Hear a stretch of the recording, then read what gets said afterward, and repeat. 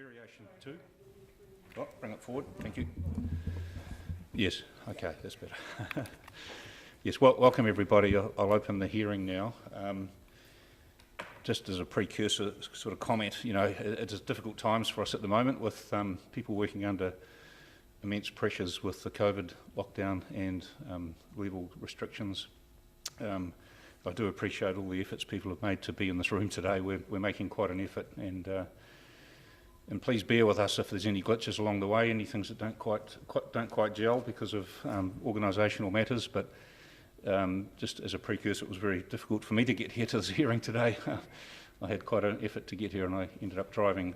I've been driving for about 3.5 hours this morning to get here. But anyway, it's a lovely day in Dunedin, and I look forward to getting into the substance of this hearing. So thank you everyone for that. I understand this is being live streamed, and we will have people joining by Zoom during the course of the next 2 days. So welcome to everybody. Right, now just to, I just wanted to recap first, the first thing I'll do is do some housekeeping because that's very important. There's a list here which I'll quickly go through. The toilets are through the door out through here. And fire evacuation procedures: leave the building via the stairs and assemble in front of the Civic Centre. If you're not able to exit this way, then exit via the corridor behind the Edinburgh Room and through the Glenroy Auditorium to assemble on Harrop Street, which is just down outside the building here. If you're not able to exit via either of these routes, follow staff who'll take everyone across the air bridge to the Civic Centre. Earthquake procedures: remain in the building, it's safer. Move away from windows and any equipment and furniture which may topple, and take shelter under solid furniture such as tables, and hold on. In all cases, follow instructions given by fire wardens, civil defence officers and emergency services. And also, obviously, we're wearing masks today under level 2 restrictions. That's the advice. I'm hoping people can breathe and talk and not fog their glasses up too much. What I have found is these particular masks here are easier to talk through. They may not look that good, but they're pretty good for talking through. And so we'll just see how we go with that. If we are having difficulty being understood and breathing and the like, we'll just review that as to how we go. The other important thing, of course, is to maintain our spacings, which is a key thing we need to do. All right. Now, what I might just do now is do some quick introductions for people that are in the room, just so we can gauge where we go to from here. First of all, the hearings panel. My name's Gary Ray. I'm an independent hearings commissioner. I've been engaged to chair this panel. I won't go too much into my background, but I have been involved in the Dunedin City District Plan hearings review panel. I was a member of the panel 3 or 4 years ago on that, and I've done some other hearings in Dunedin. And I'll just pass on to my fellow commissioners to introduce themselves briefly. Thank you.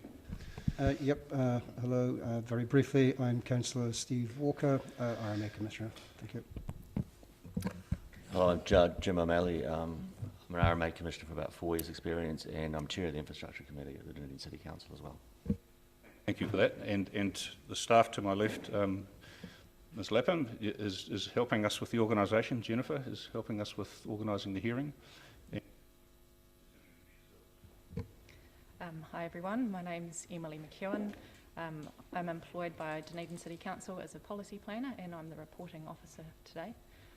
I've been quite heavily involved with Variation 2. Good morning, I'm Paul Freeland. I'm, for the purposes of this hearing, Senior Planner. I also work for the City Council, and I'll just be assisting Emily as the reporting officer for the purposes of this hearing. Thank you. And good morning, Michael Garbutt, Solicitor for Dunedin City Council, presenting on behalf of Council in its role as applicant in this hearing.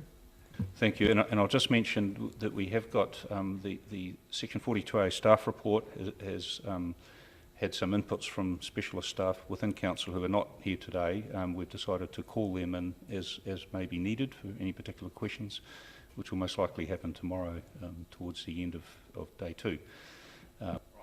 There's some other people in the auditorium, in the gallery. We'll just ask you to please introduce yourselves.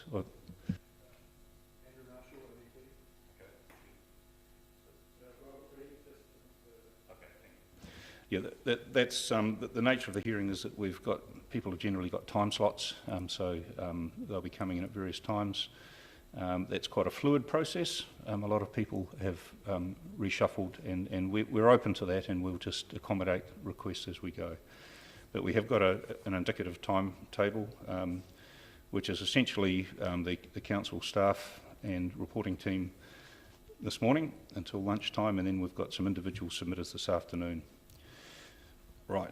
Now, what I thought I'd do next is just to, for the benefit of people who are watching this via live stream and so forth, just to recap on what Variation 2 is and how we've organised the hearings of submissions on that. So I found the most convenient or concise explanation of that is in the officer report to us on out-of-scope submissions, but it's got a very useful introduction which I'll just go through now quickly. Why have we done Variation 2? Variation 2 was initiated as the result of housing capacity monitoring showed a shortfall in development capacity in the medium term, the next 10 years. The National Policy Statement for Urban Development 2020, what's called the NPSUD, required the Council to initiate a plan change or variation to respond to the shortfall. In accordance with the requirements of the NPSUD, a suitable set of alternative options that met the requirements of this national direction was evaluated for inclusion in Variation 2. And Variation 2 also includes proposals to address some minor issues with existing residential plan provisions that had been identified that could not be corrected via Clause 16. As such, Variation 2 contains a set of discrete proposals, each with its own purpose of proposal statement. Variation 2 does not have an overarching purpose of proposal, and the inclusion of zone change proposals is not indicative of the variation being aimed at reviewing all zoning or all theoretical options that may create housing capacity. So just to recap, it was intended to be what's quoted as a quick wins plan variation to address immediate issues of concern and is not a comprehensive or strategic review of urban zoning across the city. The latter is proposed to be done after the required future development strategy is prepared in accordance with the NPSUD. So that's a general sort of description of the scope of Variation 2. And just now turning to how we're proposing to run the hearings. Hearing 1, which is the hearing today, is focused on all changes to the provisions. So that's not the zonings, but the provisions in the plan, the rules and so forth, except those related to what's called 3 waters infrastructure. Hearing 2, which is down to commence on the 2nd of November, is concerned with the 3 waters infrastructure provisions and general residential 2 rezoning areas. And the 3rd hearing, which we have yet to set a date for, is to deal with all greenfield rezoning areas. So there's 3 hearings, and the first one today is concerned with provisions other than the 3 waters infrastructure. So no doubt we'll come back to that. Yes. Could I just foreshadow that there's still the possibility of the second hearing being split into 2 with the general intensification matters, the general residential 2 rezoning being the subject of the first hearing, and the potential for the other 3 waters matters being in later November, just because of scheduling issues around mediation with 2 GP appeals with the Environment Court. Okay, thank you for that. I think what's clear from that is that it's a very fluid process, but we're certainly geared up to deal with the first hearing today. The rest we'll just have to respond to. I would also say that there is a desire on the part of panel members and staff to have this variation heard as quickly and as efficiently as possible. It deals with very important matters of providing additional housing and other provisions. Thank you for that. Yes, so we're about to start hearing 1. We've got a 2-day program set down, and we've got provision A for various speakers to come in. That's probably all I need to say about that at this stage. And I guess what I usually do at the start of a hearing is to ask if there are any procedural matters to raise, but I understand that Council for Council will be addressing some procedural matters. Did you wish to do that now before we start? Yes, thank you, Okay. Commissioner. And please do say if you're struggling to hear me. It's first time in 24 years of presenting with a mask, so it's not the easiest, so just let me know. I'll raise one matter. It is in the nature of a procedural issue, so I'll raise it now since you're asking for those, and that is that the Dunedin City Council, really for the reasons you've outlined, do wish the panel to make decisions on this first round of hearing at the conclusion of this hearing, obviously in the time frame that you see fit. But it is important to the council as applicant to have these provisions, decisions made on them, so that assuming all or most of them, or at least those that are upheld, have legal effect. Because, as I said, for those reasons that you've given, it is trying to provide housing capacity for the citizens of the city, and we would far prefer that decisions are made, they have legal effect, and any appeals, should any arise, we can get on with dealing with those, rather than await the conclusion of all the zoning hearings before decisions are made on the provisions. We believe that that will have the added advantage of going into the zoning hearings, that people will know what they're dealing with in terms of the provisions that they have in front of them. At least a decision from this panel, even if there happens to be an appeal on those provisions, they will have legal effect. They can debate weight, but I think that's an important principle, that when people come to debate the zoning of their properties, they can do so in the knowledge of the provisions that would apply. So that's our request of you. You don't need to make a decision now, but it perhaps is something you may wish to raise with submitters as they come through, whether there's any concerns or any position to the contrary. But that's certainly our request of you for those reasons. Thank you. Just a couple of questions to arise from that. Yes, the panel did signal through one of the minutes we issued, I think it was minute 3, that point 9 of minute 3, for reasons of efficiency, the panel will also consider making decisions on a hearing-by-hearing basis, rather than awaiting the conclusion of the hearing. So Yes. we have signalled that we're open to that, Yes. and I will raise that with other parties as they come in, and the panel may well take its own legal advice on that as well. A couple of initial questions I had for you maybe to consider and respond to either now or later. I understand that there is a separate objections process underway for submissions that have been struck out, being heard by a different commissioner. So I'm just interested to know whether that has an implication on whether we can release decisions on at least this first hearing immediately while that objection process is still going on. That was one question I had. For you to consider.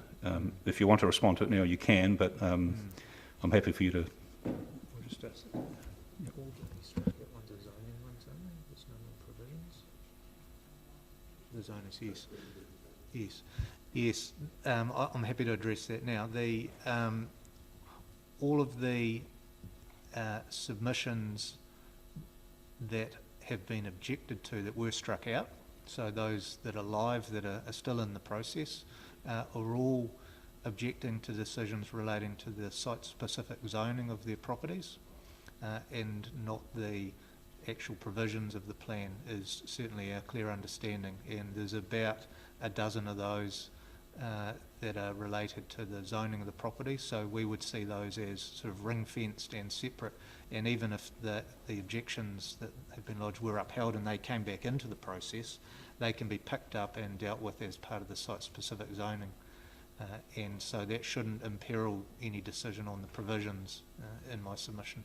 So that relates to the first hearing, which is just about provisions. Yes. Okay. Yes. And the other question I had was how a decision that's released on provisions at this point or soon after this hearing might impact on how rezoning requests are dealt with in terms of, if, for instance, the panel agrees to provisions that provide for more density, whether that, over and above what was notified in the variation, whether that might impact on natural justice issues, people who decided not to submit on rezoning requests, not appreciating just what that might mean if provisions were dealt with the way that we decide to deal with them early in the process. Okay. Yes, and to that I would say that the variation was notified as a whole with provisions and proposed zonings. So in slightly a theoretical sense, but it's actually practical too, that people who were concerned about the provisions were fully entitled to submit on them as well as submit on their zoning should they choose to, to have a foot in both camps. and some people may have done so. But if they've not done so, then that's not really for the council. That's the part of the process that people can choose the scope and breadth of their submissions, and that's for them to pursue in their own interests. Thank you. I have one final question. You mentioned earlier about the rules taking effect, legal effect.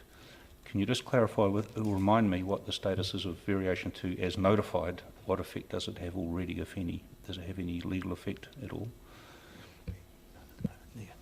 No, our understanding is that it's a proposal, and until such time as decisions are made, it doesn't have legal effect. The Act these days, the Council is able to go to the Environment Court and have provisions take immediate legal effect, and we've done that from time to time for things like protection of Indigenous veg or heritage type issues where you want the rules to come in upon notification. That's not the case here. So they have no legal status other than being a proposal to change the plan in the way that the council is promoted. So that in part is why we would like them to have legal effect as soon as practicable, because then consents and so on can take them into account when people are promoting, residential and urban development in the city. And just on that, so that people are aware, legal effect doesn't mean that these rules or these provisions supersede everything that's gone before it. It means that you have two sets of provisions which need to be weighed up in terms of how far they are through the process. So much like when the second generation plan decisions were released, we had an operative plan, we had a proposed plan, both sets of provisions were in play, and so just to be clear on that.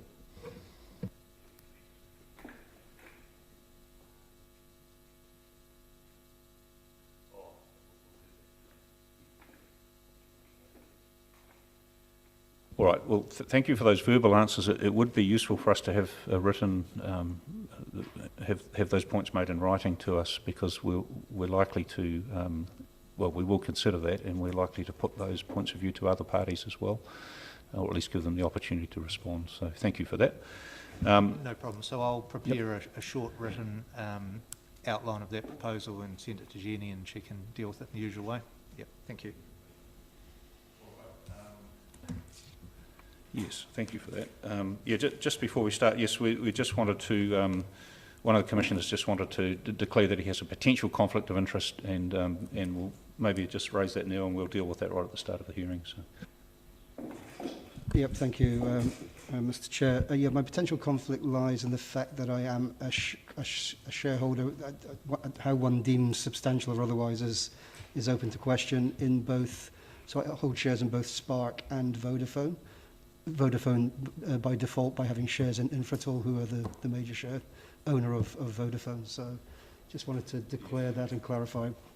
Thank you. And as a result, Commissioner Walker will stand down from any questioning or deliberations on those particular submitters' presentations. So we'll just state that for the record, just to avoid any perception of conflict. Okay.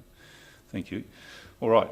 Now, unless there's any other matters, I think we'll proceed with Ms. McEwen's report. And I guess at this point, I'll just mention for the record that the panel has asked some questions already in writing. We've read all the documents. That's another thing point I should have made. We've read all the documents that have been circulated, and we thought it would be most efficient to identify some key questions that we had of the officer and put those to her so that she could consider those and prepare responses as appropriate, either verbally today or in writing, which has occurred. So that they've been posted on the website, and that might assist submitters too when it comes to their presentations.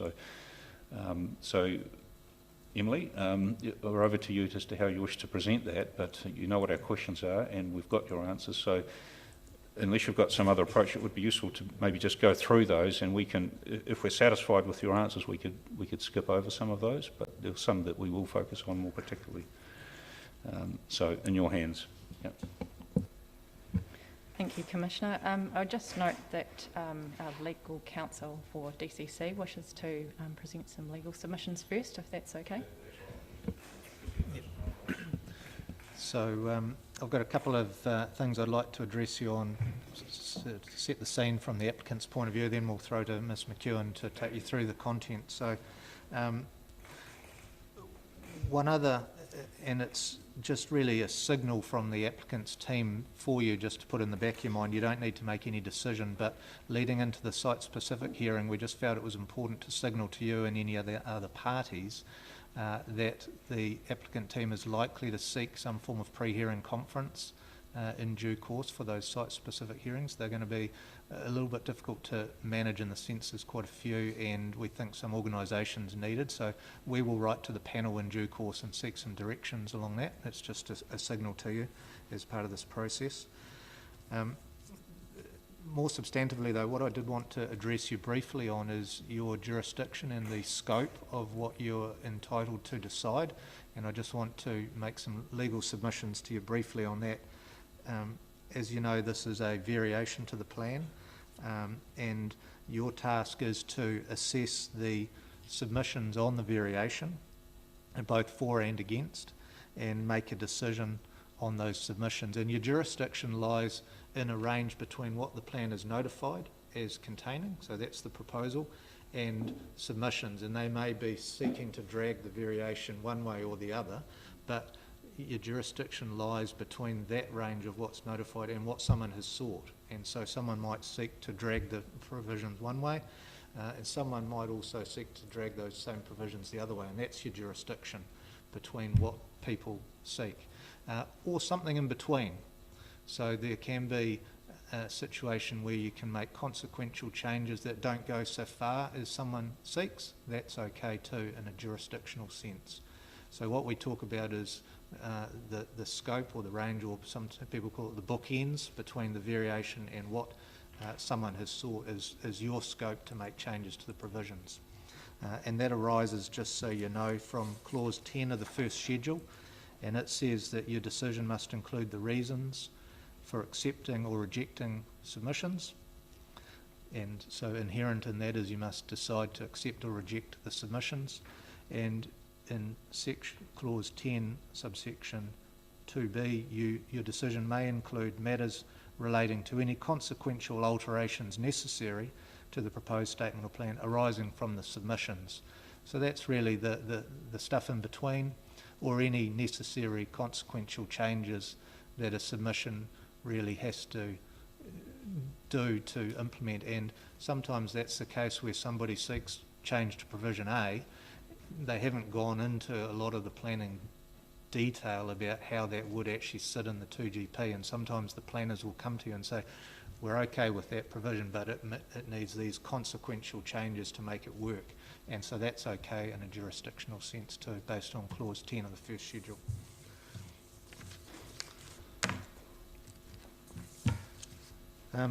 The other thing that I've been asked to address you on is, and I've pre-circulated reasonably detailed legal submissions, there's a legal challenge to the validity of social housing as part of this plan change. And I know you've read these submissions and that they're in your pack, so I don't want to labour the point, but I'm obviously happy to answer questions on those, but there are a couple of things I just want to whip through and highlight for you so you can follow what we're saying there. And so if you have those legal submissions to hand, these are those submitted by me on behalf of the council, dated the 8th of September, and I know Jenny's circulated these to you in one of the packs. And really the issue is that Kāinga Ora have asserted that the social housing provisions are unlawful, and the city's position is that is not accepted. We do not agree with that for the reasons I've set out in my legal submissions in writing. But the key things, and I'll let you... Oh, you're okay? Yes, thank you. The first thing I want to take you to is paragraph 7 of those submissions, where we really just set out what it is we're dealing with when we're dealing with social housing. And it's to make the provision of social housing a restricted discretionary activity in the GR1 township and settlement zones, excluding the mapped wastewater areas. provided it meets the density in the GR2 zone. So what's being done is that social housing in those areas can be developed as a restricted discretionary activity, so not permitted, to a higher density than general residential. There's a definition in para 8 setting out who as applicant can promote that, being Kāinga Ora, DCC or any other registered housing provider, and Ms McEwen can talk to you about that, but that's so that it's focused on the genuine social housing providers and not open to everyone to operate at a higher density in those GR1 zones. So that's what we're dealing with. I want to then flick through to paragraph 16 of my submissions, where I really summarise one of the key aspects from the High Court decision in Queenstown, and this was a challenge to the affordable housing regime QLDC sought to put in their plan. And there's a quote there from paragraph 46 from the High Court, and the key aspect there is that the High Court was focused on obviously the purpose of the Act, sustainable management, identifying expressly recognises development of physical resources such as land might have an effect on the ability of people to provide for their social economic well-being. And the court concluded the concept of social or economic well-being is obviously wide enough to include affordable and or community housing. And in that plan change, the council was obviously trying to force on developers a number of affordable housing units per development, and that was challenged. And so the High Court has clearly determined that those sort of provisions, provided that they're aimed or geared towards providing for people's social or economic well-being, are okay under the Act. That is, in my submission, binding here. It's a High Court decision. We can't say whether the High Court's right or wrong. That's the law. Question is how applicable that is to this case. And I make this submission in writing there, and I just highlight to you, we don't see any difference between the concepts of affordable or community housing or social housing that we are advocating should be included in Dunedin. The social housing package that Ms McEwen can address you on is focused on allowing, as I've already said, slightly increased density so that sections don't need to be so large. They can be smaller, you can have more on the same land area. They may or may not be cheaper, we don't know, but it's really the focus on density to allow social housing providers to be able to provide greater housing than they might otherwise. That's the key, and we certainly see that as directed to advance the social and economic well-being of those social housing providers and obviously the people who end up living in them. So we say it squarely is a matter that fits within the purpose of the Act and is clearly focused in that direction, similar to what Queenstown faced in the High Court there.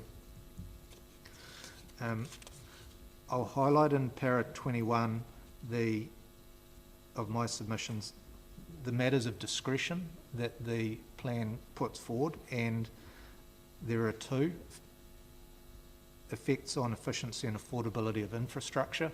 So can the site be serviced is a key matter of discretion, and secondly, effects on accessibility, including a focus on encouraging medium density housing to locate where there's good walking access to public transport. So the theory is greater density where it can be serviced, where people can provide suitable access to public transport.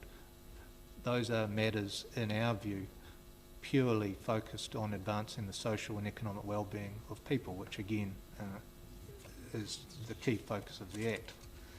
Those provisions are directed to achieve that, and there's nothing in there that in my submission falls foul of anything in the RMA and says that we can't be doing this. I'll move to para 24. There's also from Kāinga Ora a challenge that the plan change invalidly targets named entities, and a suggestion that that is inappropriate, to which I, in response, say that is not accepted. There's nothing in the RMA that tells us we can or can't identify particular entities. what it says is we must be trying to advance the social and economic well-being of the community, and that's what we say we're doing. There are numerous examples in this plan and elsewhere of the plan identifying particular entities for particular management of their land. A classic example that we know of well here is the campus, where the district plan has provisions for the 3 campus constituent institutions, university, polytech and teachers college, providing specific rules for those entities in the campus zone, because they are the ones that operate that campus. So there's nothing wrong in that. There's also a number of other examples where, for example, designations are in the plan and they have their own regime, but they are again tailored planning provisions to deal with things like roads, airports, utility infrastructure, where we have named entities who have the benefit of those provisions, such as Whakakotahi, Dunedin Airport, Dunedin City Council, Aurora, so on and so forth, where the Act is providing a targeted and tailored planning regime for particular entities where it's justified to achieve the purpose of the Act. So there's nothing special here in terms of identifying the social housing providers as the city has done. And in fact, there's actually good reason for that, in that the provisions are targeted to the genuine social housing providers and to mitigate against any person or developer gaming the provisions and claiming they are providing social housing when they may or may not be, and getting into debates about whether someone, while they state they're providing social housing and availing themselves of a greater ability to use density, when in fact they may not. So targeting the registered social housing providers is deliberate for that reason, and in my submission conventional and entirely consistent with this plan, a number of others, and the purpose of the Act. The final thing I do want to address in terms of my submissions, just briefly, is there's also criticism that there's the approach of providing for social housing is contrary to other legislation, such as the Bill of Rights, and by targeting and stigmatising certain parts of the community, to which we simply reject that allegation. That is not what is going on. As I've worked through, the provisions are to provide greater density for social housing providers, and there's nothing discriminatory in that. It's a positive way in which those housing providers can utilise their land more efficiently, where they see it as desirable for their tenants and their communities. There's nothing in the plan that is saying who can or cannot occupy any such residential dwelling at all. There is no targeting of any types of people or anything of that nature whatsoever. It's really just saying a registered social housing provider can avail themselves of greater density of use of their land. That's as far as it goes.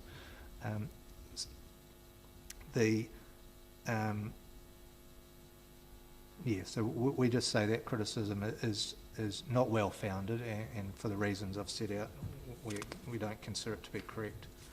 So overall, we do submit that the suite of social housing provisions is well within the scope of what is lawfully able to be put forward, and really the debate should focus in my submission during this hearing on whether they do so appropriately or whether they could be changed, and focus on the merits. And we do not accept that it's an invalid planning response that just simply can't get off the ground in a legal sense.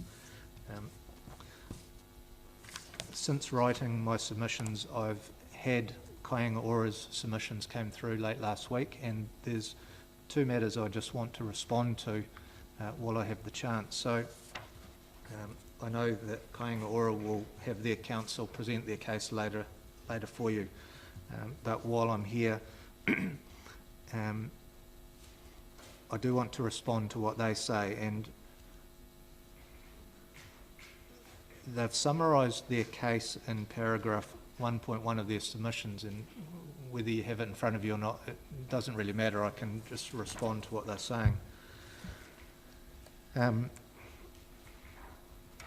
They say these social housing suite of provisions are unlawful, and they give two key reasons in para 1.1, and I just want to address those in turn. Firstly, they say that the provisions will adversely impact on the social well-being of the community and are therefore contrary to section 5. Now, whether the provisions adversely impact on people in the community or actually advance their social and economic interests, that is a debate on the merits of the provision in my submission about whether the provisions are good or bad for people in the community. That's not a legal, jurisdictional and unlawful issue. It's for you to weigh up the provisions as proposed and whether they should be scrapped as kāinga ora wish, as to which outcome better achieves or the social and economic well-being of people. And we certainly say that the provisions as promoted are better than not having them. So I say that's not actually a debate about the legality, that's a merits-based argument that you should test with the witnesses. And the second thing they say in para 1.1b is that there's an insufficient evidential basis on which to draw a distinction between private housing and social housing. And I highlight in that reason an insufficient evidential basis is what they say. And again, they're really saying there isn't the evidence to support the provisions as put forward. That to me also is a merits-based argument, that you haven't got enough evidence to justify the provisions. That's not in my submission a legal or a reason that the provisions are unlawful. I think what they are saying is because in their submission the provisions do not achieve the purpose of the Act, they are therefore unlawful. And I really say that's a merits-based argument. You need to weigh them up, evaluate whether you see these provisions achieving the social and economic well-being as we say they do, or not, or something in between. And that's really as I see those submissions. So I stand by what we've said. I've responded to the guts of what kāinga ora say, and I do encourage you to look at the merits of them, but we say they do a good thing and they allow those providers to provide greater density of housing for those tenants who probably have the greatest need in our submissions. Those are the matters I did want to address you on. I'll hand over to Ms McEwen now, and as I know the panel's well aware, the other council staff are available to support Ms McEwen as required, and we obviously haven't brought them along here because there's a few of them, so they're available on request, and the team can bring them along as you require them. So that's what I wanted to address you on. I'm happy to answer any questions, or if other questions come along during the course of the hearing, I know Mr Freeland will call me along should the need arise. Thank you.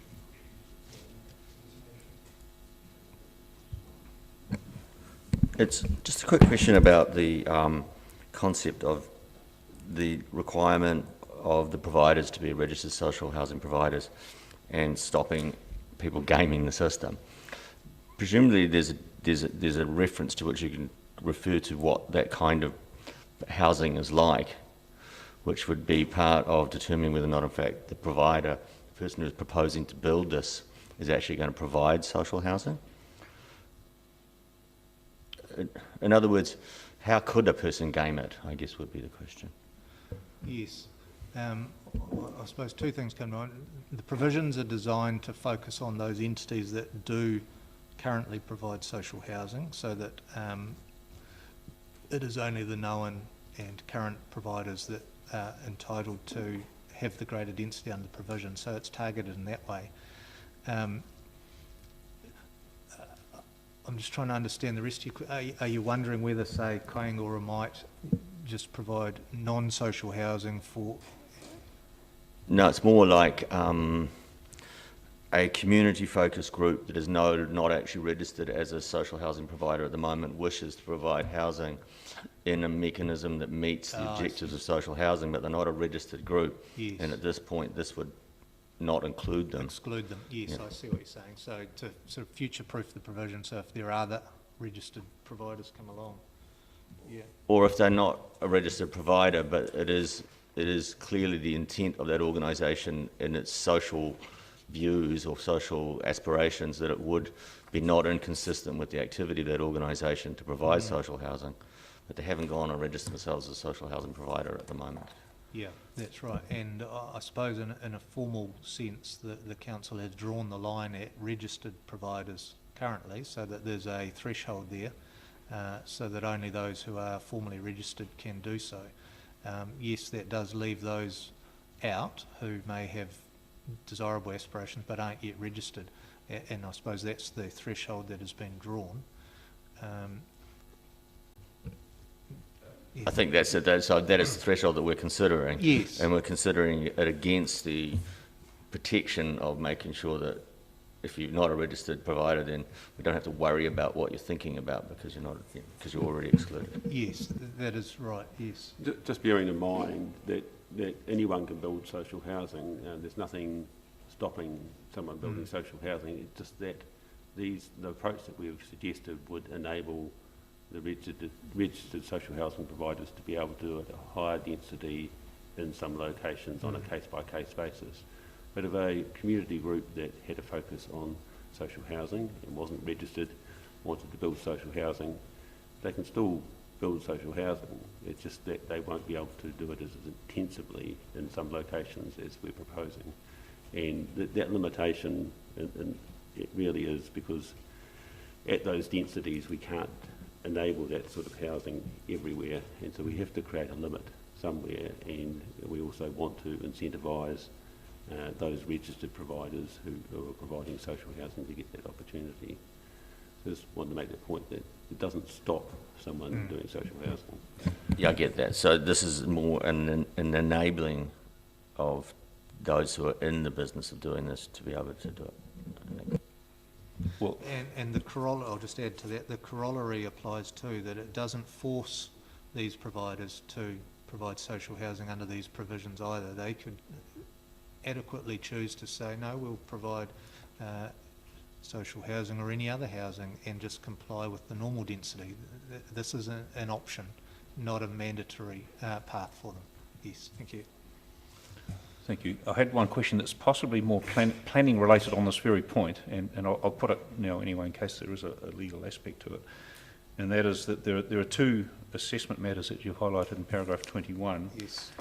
And this is for a contravention of the density. So if a person who's not one of those registered providers wishes to take advantage of the rules that allow for more increased density, it appears that they would be able to be considered against the effects on infrastructure, efficiency and affordability of infrastructure, effects on accessibility and so forth. But is there a hurdle for them in terms of being non-complying activity because they're not a registered provider before they get to these assessment criteria? Is it a non-complying activity, for instance? Possibly Yes. a question for Ms McEwen. I think probably Ms McEwen, I'll nod to her to provide an answer, but I think I would say you've probably just answered your question, but let's have that confirmed. Yes. Yes, that's right. So if the provider did not meet the definition for social housing, then they would follow the density standard as for any type of housing, and if they contravened that standard, usually that results in non-complying activity status. So if that was the case, then the non-registered provider would be subject to a greater hurdle, and would their appropriateness as a provider, in other words, they're not registered but they might be close to being registered, would that be a factor that could be considered as part of that, because the criteria are quite limiting to effects rather than how good they are at providing it, shall we say?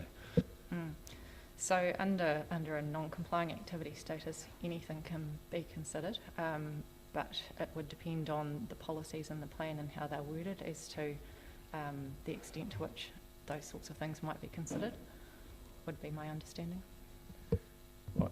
Thank you. I think, Mr. Garbutt, you've finished your presentation, haven't you? So we were going to go over to you, Ms. McEwen, and now that we've started talking about the social housing aspect, it might be convenient just to round that discussion off so that you don't need to come back to it. We possibly have asked all the questions we had anyway on that aspect, but is there anything else you wanted to address on that aspect in terms of the question we asked?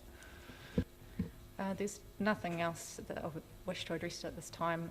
I'll wait to hear from the submitters and perhaps come back and reply. Okay, so that's fine. So we won't come back to that topic as part of your presentation. Just you can go back to it and present it how you wish now. Thank you. Thank you, Commissioner. So Commissioner Ray has already provided a brief overview of what Variation 2 covers and what we're addressing at this hearing. And I would just wish to provide a little more detail on a couple of points and just outline some things to note as we head into hearing from submitters. So the first is that's the statement around Variation 2 being limited in its scope. So the changes that are included in Variation 2 are limited to statements that were set out in the Section 32 report that set the purpose for those proposals. So only submissions that fall within the ambit of those statements can be considered to be on Variation 2. And previously, as the panel is aware, they've considered and reviewed some submissions that have been identified as out of scope, and they have been struck out in accordance with Section 41D of the RMA. So I just wish to highlight that any of those points that have previously been struck out have not been considered in my Section 42A report and will not be the subject of this hearing. And while that has been the case, there are some submission points remaining where there may be scope issues at play that haven't been considered through the previous reporting, and so I have addressed those as appropriate throughout my report, so there may be half a dozen or so where that matter arises. In terms of the specific changes that we're considering at this hearing, we've already talked about the social housing provisions, but some of the other main changes that we're looking at are rule changes for the density and minimum site size rules, particularly in the general residential 1 zone and township and settlement zone. So they are standard density residential zones where additional housing capacity will be provided for through these changes. There are some other changes that are looking at adding new assessment rules for subdivision of large greenfield areas, including provision of roads and the like. So one thing that just crossed my mind as we were having this earlier discussions is that there are some changes where we have not received any submissions in opposition, and so those can be deemed operative. They mostly relate to minor changes or corrections. There is one policy change for the rezoning of greenfield land that is also deemed operative.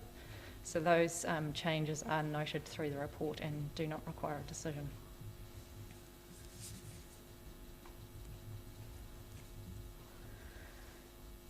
So one other thing I wish to note from the Section 42 report is that a number of errors have been identified since it was published, and I've listed those in an appendix for you.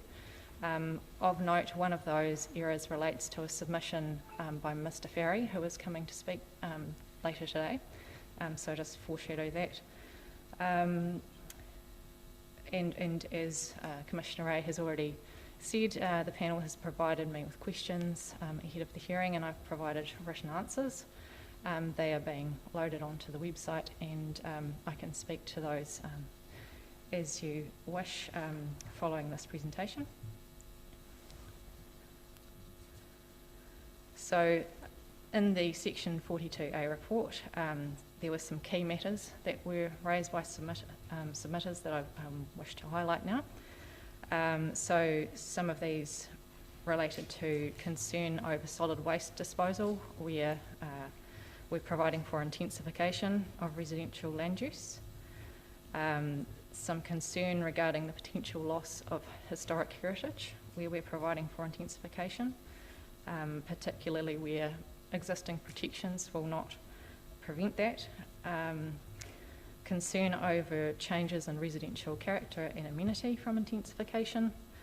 The arguments that we've already addressed regarding the social housing provisions, and then concern regarding how roads should be provided at the time of subdivision. But at the same time, we received high levels of support, particularly regarding the proposed rule changes to reduce minimum site size and increase density, and the changes to the family flats provisions. So there's a number of things to balance. So in my recommendations, I have set out some amendments in response to the concerns that have been raised, but not for all of those issues.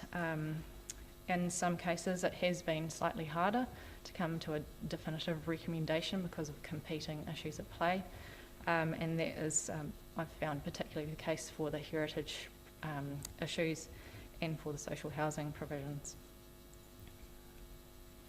And I also wish to note that I have made a recommendation that makes a significant change to one of the proposals, effectively reversing it, and that was a proposal to remove the policy link between management of density for reasons of effects on residential character and amenity. So I can speak to that later when we come to that topic.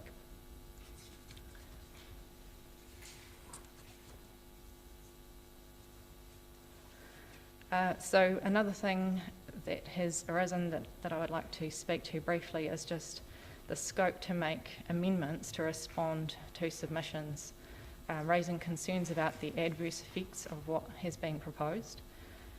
So I consider that it is possible to make amendments through decisions to respond to those where the effects that the submitters are raising relate to a proposal directly, particularly for the rule changes, because the purpose statement for those changes sets out that it includes any other changes required to manage adverse effects. However, I wish to note that where those sorts of amendments are made, they do need to be limited to only apply to the areas that would be affected by variation to change proposals, to be within the scope of this variation. So that will require some careful consideration in terms of providing relief to any of the submitters. Variation to changes apply to a different extent in differing areas of the city. As mentioned before, the main rule changes that are providing for increased development capacity apply in the general residential 1 and township and settlement zones where they're serviced for wastewater. Other changes do affect the other residential zones, but to a lesser extent. So that's just something to bear in mind. I'll ask a question on that while it's convenient. So is it your advice to us that any changes you're recommending will be constrained by, will be within scope because they apply to that zone and any specific areas of land? We can assume that is the case in your report. Yeah. That is something that I have sought to do through the recommendations, and perhaps between now and the right of reply, I wish to review those just to make sure and satisfy myself that they are indeed within the scope, but that has been the intention in that drafting that has been provided. So the only other thing that I wish to raise is to note that I have read the evidence that has been pre-circulated, and I would reserve my reply until I've heard from the submitters, but it does appear that the evidence that has come in on behalf of Spark and Vodafone has contained some elements that are not within the scope of this hearing.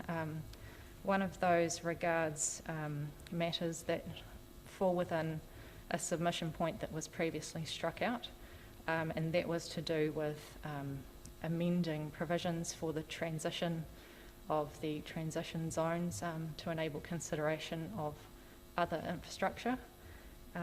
So that is something that cannot be considered. And the second is regarding changes to the service connections performance standard, which will be the subject of a later hearing. So those are just two elements to keep in mind. Those are in your 42A report, so the submitter would have seen your response to that? No. The submission points that are the subject of this hearing are the ones that are noted in my 42A report, and there appears to have been some slight confusion as to how the submission points have been allocated by Council, and that's because they haven't exactly followed the way that the points were raised in the submissions themselves, but we can bring out the actual submission documents and show how they've been broken down if that would be helpful. Just naturally, as Ms McEwen's already stated, any submission points which are out of scope or that have been struck out aren't in the Section 42A report. Any submission points which are allocated to later hearings aren't in the Section 42A report. So that's the situation with both those ones she was referring to then. Okay, I'm just keen to understand whether this is a surprise to the submitters or whether there's been some sort of discussion so that they accept that now, or whether they're still challenging that. We'll hear from them later, but is it, it was, what you've just told us is in your report, so they will have had a chance to read that and respond to it. Is that correct? Yep. Yes, that's correct. And I would note that one of the sets of evidence does note the previous strikeout process, but there seems to be some confusion as to the extent to which that strikeout applied. So that is something that we can address further if need be.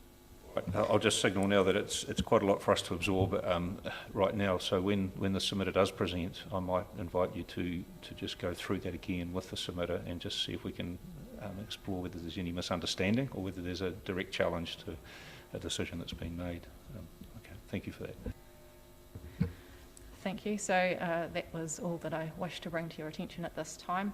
I just wanted to thank everyone who has submitted and who will be coming to speak to us, and to note that I will be keeping an open mind as to what was raised through the hearing, and I will be prepared to reconsider my recommendations at the end as appropriate. So now I just can go through the reply to the panel's pre-hearing questions if you wish, and I'll be guided by you as to how much detail you would like on those. We might just take a 2 or 3 minute break just to refresh and also to get all the information in front of us. So you'll just take a very short break to get that organised. Thank you.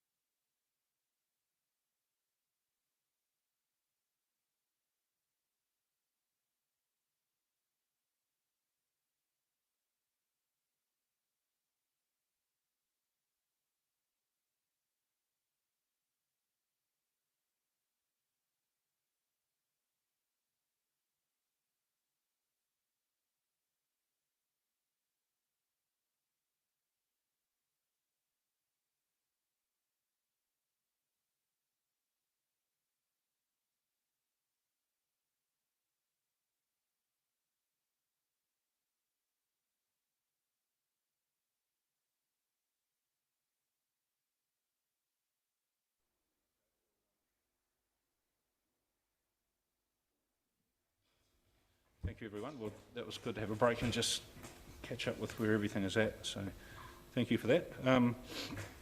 We've touched on quite a few of these questions, Ms McEwen, but maybe if we first of all deal with the procedural, the separate double-sided page before we get to the main report, and I think most of those things have been covered, but the very first point was recommendations for future plan changes. Can the panel recommend a change be assessed through a future variation or plan change if it's outside of the scope of variation 2? And if you just take us through your response to that one. So I'll just note with the procedural questions that those answers came from the advisor to the panel rather than from me. Just generally, I can talk to those. Any suggestions of plan changes which are outside the scope of variation 2, we will record those and we'll take those into consideration for future plan changes, just as we did when we went through the second generation plan process. Doesn't mean that we can deal with them here and now, but they can be considered in our list of future plan changes. Next question was exploring options at the hearing stage, and I'm not sure whether that's you, Ms McEwen, or whether that's Paul who's responded to that, but Council seeking further input from an independent urban advisor prior to the hearing to assist the panel with exploring options that may be available to manage effects on character and heritage type issues, I'd imagine. So we just need to know as a panel how far we can go with that, or what your advice is on that. Perhaps I can provide an answer on that one. So I would consider that anything that is within the scope for the panel to consider, you could look at options for how to provide the relief, even if those options haven't been identified in my recommendations, and that would be within the scope of what could be considered. Open-ended in that case, is it, do you think? Well, it's limited by the scope of what people have asked for. But you could commission another report or more technical expert evidence as you saw fit within the scope of the matters raised. Thank you, and I've got no further questions on that separate page. If the commissioners have any questions on that? No? Okay, so thanks for that. We'll now go to the main response to our questions and just quickly work through that to see if there's anything that we need some further clarification on.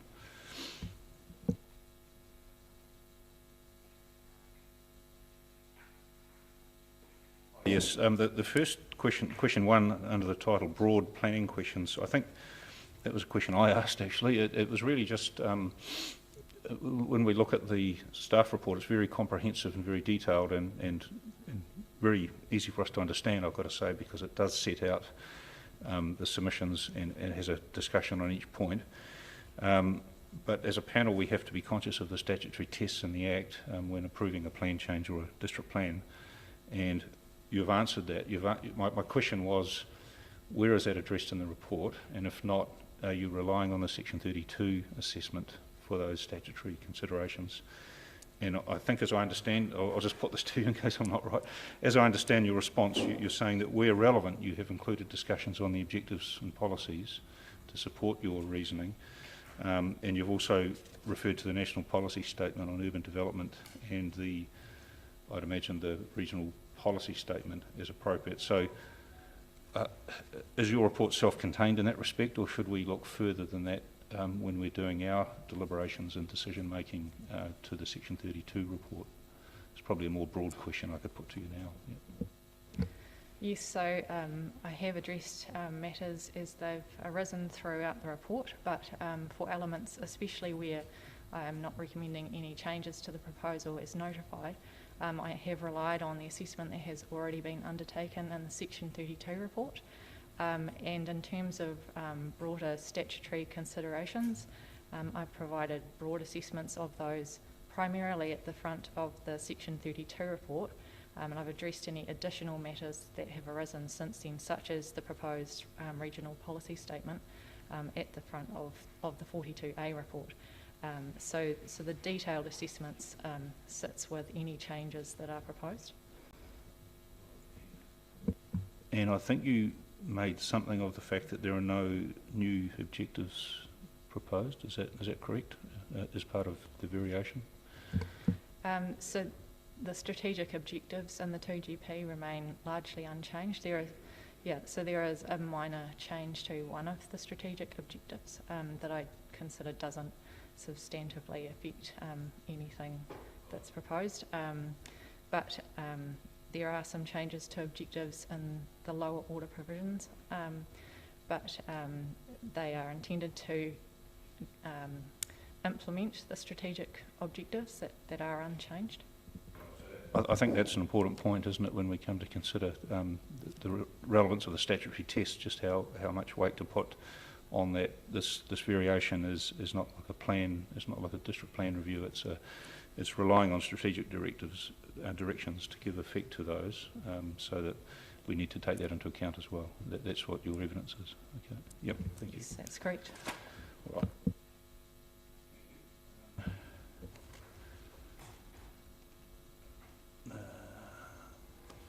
Thanks for your discussion on the regional policy statement and proposed regional policy statement. I understand that. Any questions on that from commissioners?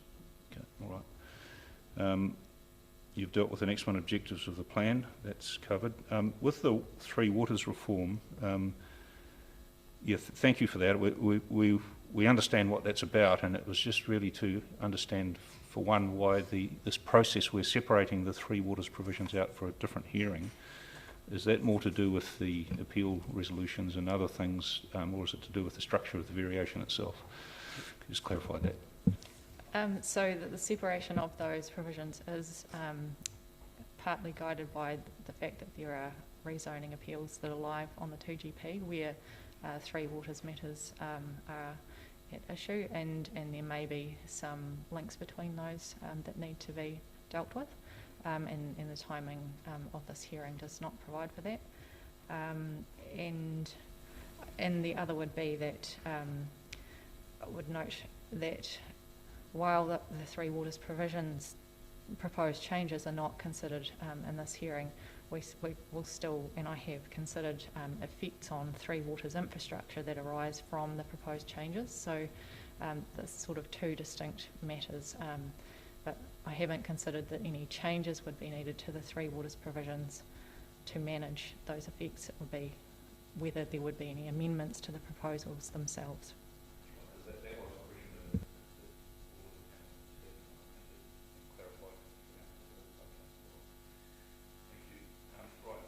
I'm just sort of leading a discussion here, but if any commissioners wish to chip in, by all means do so.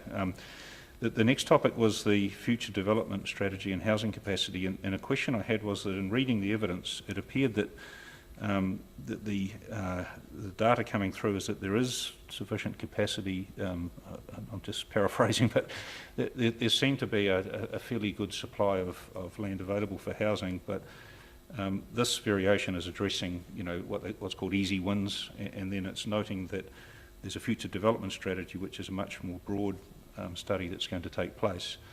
But the reading of the evidence seemed to be that there is quite a bit of capacity there, so I was questioning what will be the next stage after variation 2. Will there be interim changes? Is there really a need for interim changes until the future development strategy takes place, based on the evidence?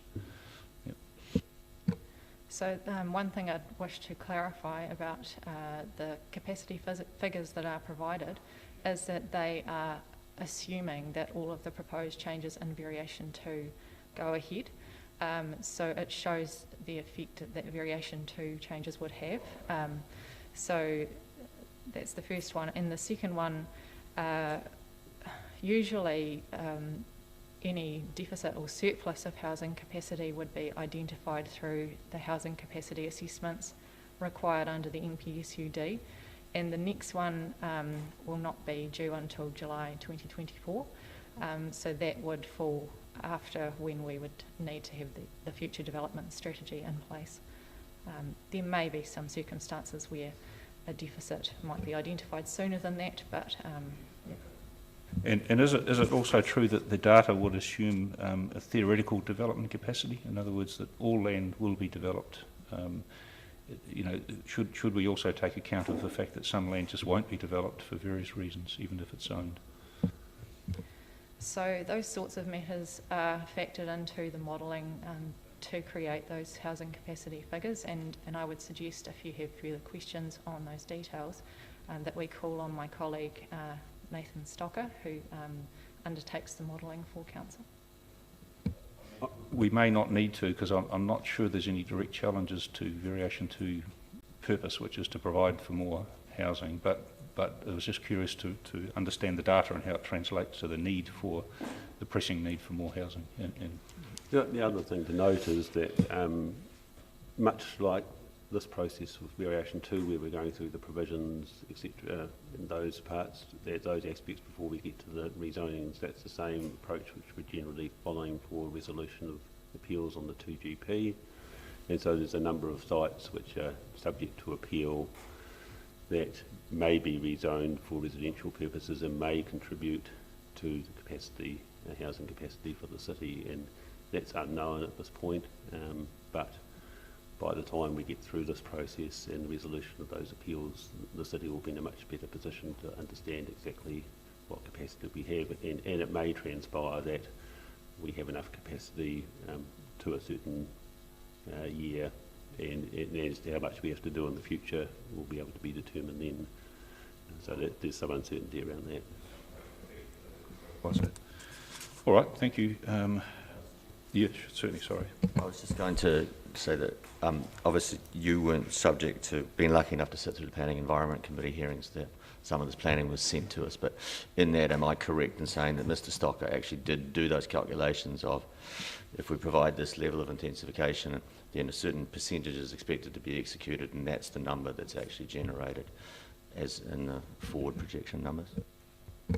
Yes, that's correct, and the numbers that are included in my report come directly from the results of the housing capacity assessment that was presented at that meeting.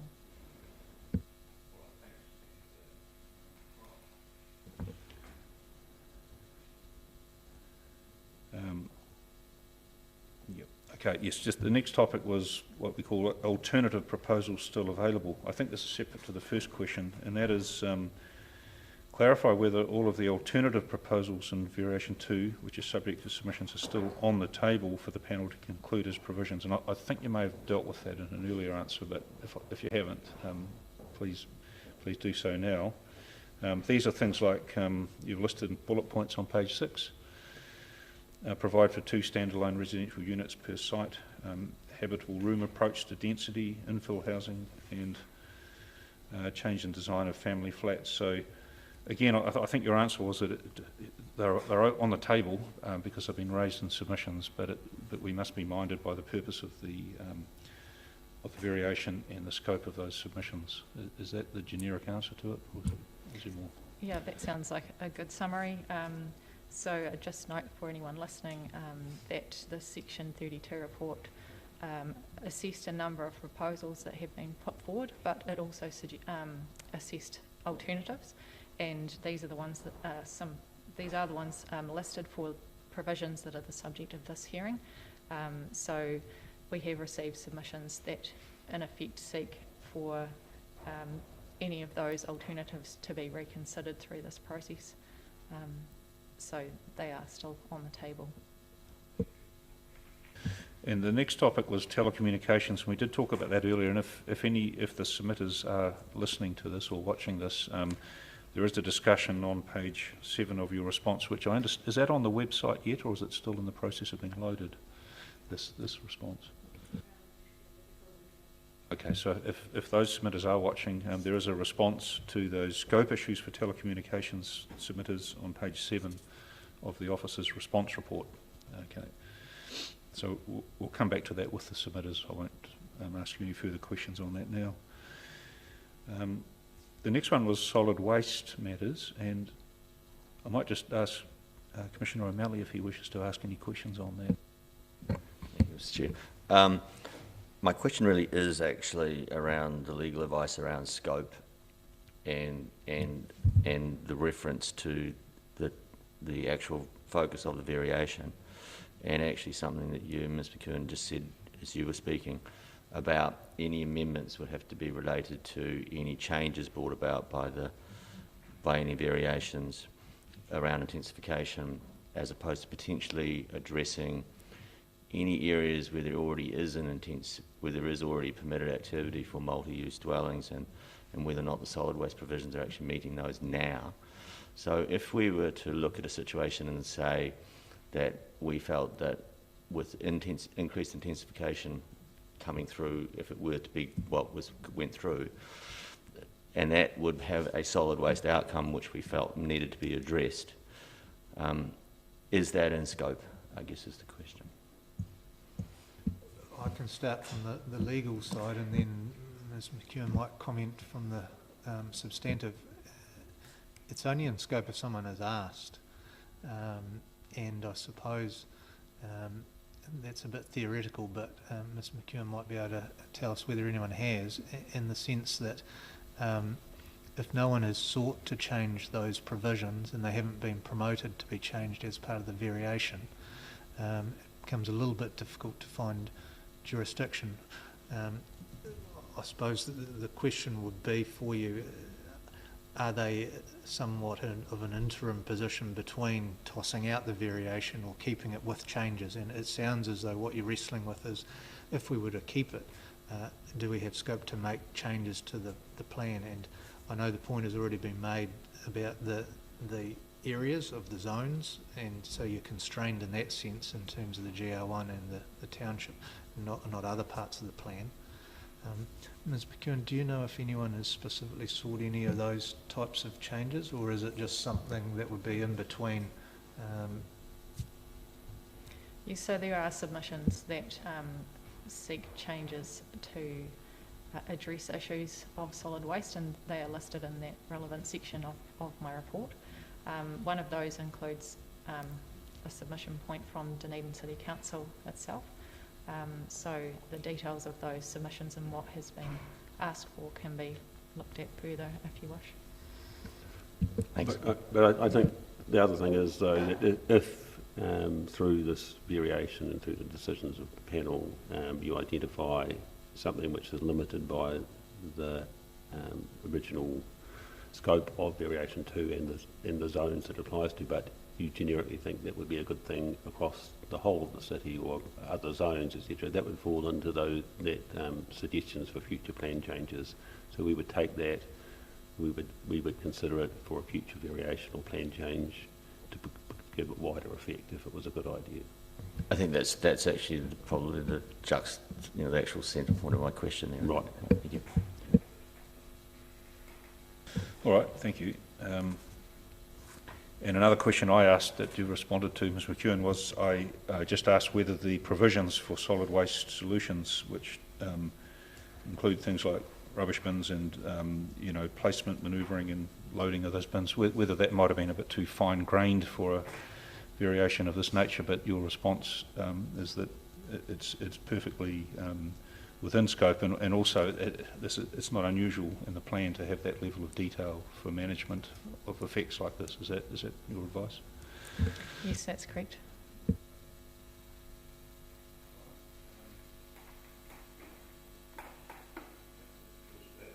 Topic was historic heritage, and we may have touched on that in an earlier discussion too, but yeah, maybe if you don't mind, Ms McEwen, just refresh our memories about the how the provisions might impact on houses that are not listed, or the older houses but are not necessarily recognised as listed or heritage buildings, and and how it might impact on the owners of those buildings. So the answer that has been provided in this document I've obtained from Dunedin City Council's Heritage Advisor, Dr. Andrea Whamana, but I can speak to how the plan, or other sort of summarising what she said here, which is that if a building has historic heritage values and it is not protected through a specific rule in the plan, then there is nothing to stop it from being demolished, and demolition is a permitted activity. So if we are providing for intensification, then there's an increased risk that buildings that aren't protected may be demolished.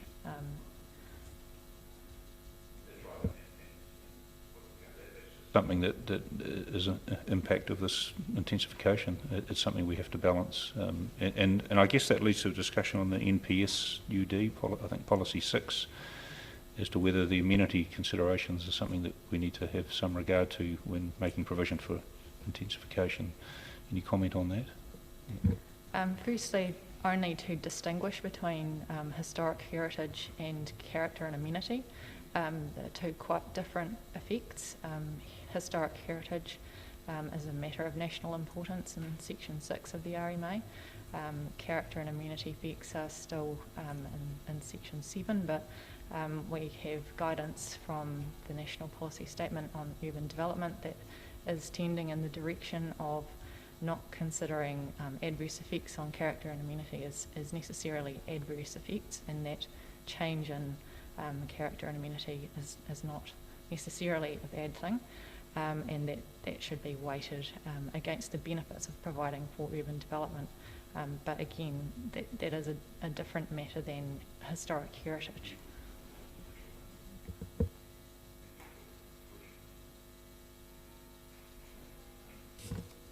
And the next topic was character and amenity, which we've just dealt with, so I won't ask any further questions on that unless anyone has some. Family flats. Maybe it'd be opportune just to ask you what the issue is there, and to take us through that from your point of view. So the proposal for family flats includes a substantive change in terms of how they are provided for in the plan, but it does include some minor tweaks to provisions where, in this instance, an error was identified. So the strategic policy that sets up provision for family flats in the plan included a reference to managing their use in areas subject to natural hazards. However, that was not implemented through decisions on the 2GP, and the references in the lower order provisions are no longer. So this is a hangover, if you like, from the decisions on the 2GP, and we've sought to correct that, and that has not been addressed specifically in any of the submissions. Consequential amendment, or just is it a tidy up as part of the variation, or is it somewhere in between? It's a tidy up as a part, yeah. And it's too big for us to do just under clause 16, minor errors. So it was included in the notification of variation to delete those words. Okay. Deliberately, yeah.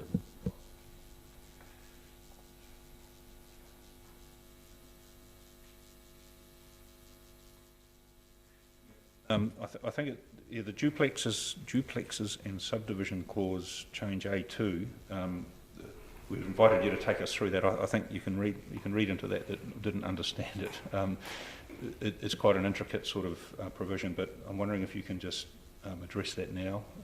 It'd be clause 69. Yeah, thank you. Certainly, and I would also note that there are submitters coming to speak to us on some of these changes also. So change A2 is the change that enables the development of a duplex on a site as small as 500 square metres in the general residential 1 and township and settlement zones. So if we then look at the minimum site size standard for fee simple subdivision, the minimum is proposed to be reduced to 400 square metres. So if you have a 500 square metre site with a duplex and you want to subdivide fee simple, that cannot be done without introducing an exception. So change B6 introduces such an exception to the minimum site size standard, and it is worded to intend that the development has to have been sufficiently advanced before the subdivision can be approved, and that is to prevent a subdivision being sought for 2 sites as small as 250 square metres each as vacant lots, which could then be developed with standalone homes rather than a duplex. The exception to minimum site size is also intended to deal with an existing situation in the plan where a multi-unit development can be progressed as a restricted discretionary activity in the medium density zones. But then if they seek subdivision of that development, it is non-complying as fee simple, whereas it could be progressed as a cross-lease or unit title subdivision. And so there is a potential issue there, and this exception would deal to that as well, although I note submitters have raised concerns as to whether what we have proposed would in fact achieve that, so we can address that once I've spoken.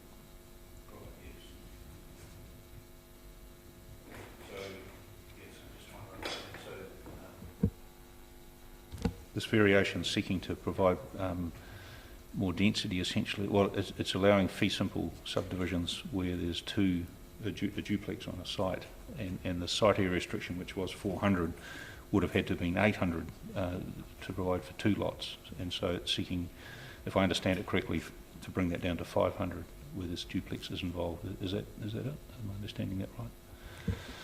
That's the effect of the provision, but what it's doing is exempting it from any minimum site size applying.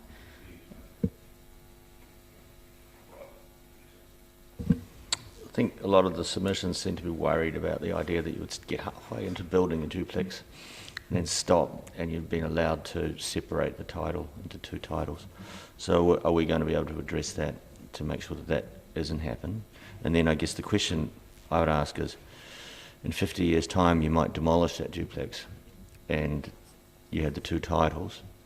Would that then allow in the future someone to build 2, because the titles now exist, 2 standalone dwellings at that point? And I guess should we be aware of that as we go forward? So noting that the plan provisions in 50 years are likely to be somewhat different than now, that the plan currently does provide an exception in the density rule for the development of a single residential unit on a site of any size. So once that undersized lot is created, there would be rights through that exception to develop it with its own dwelling.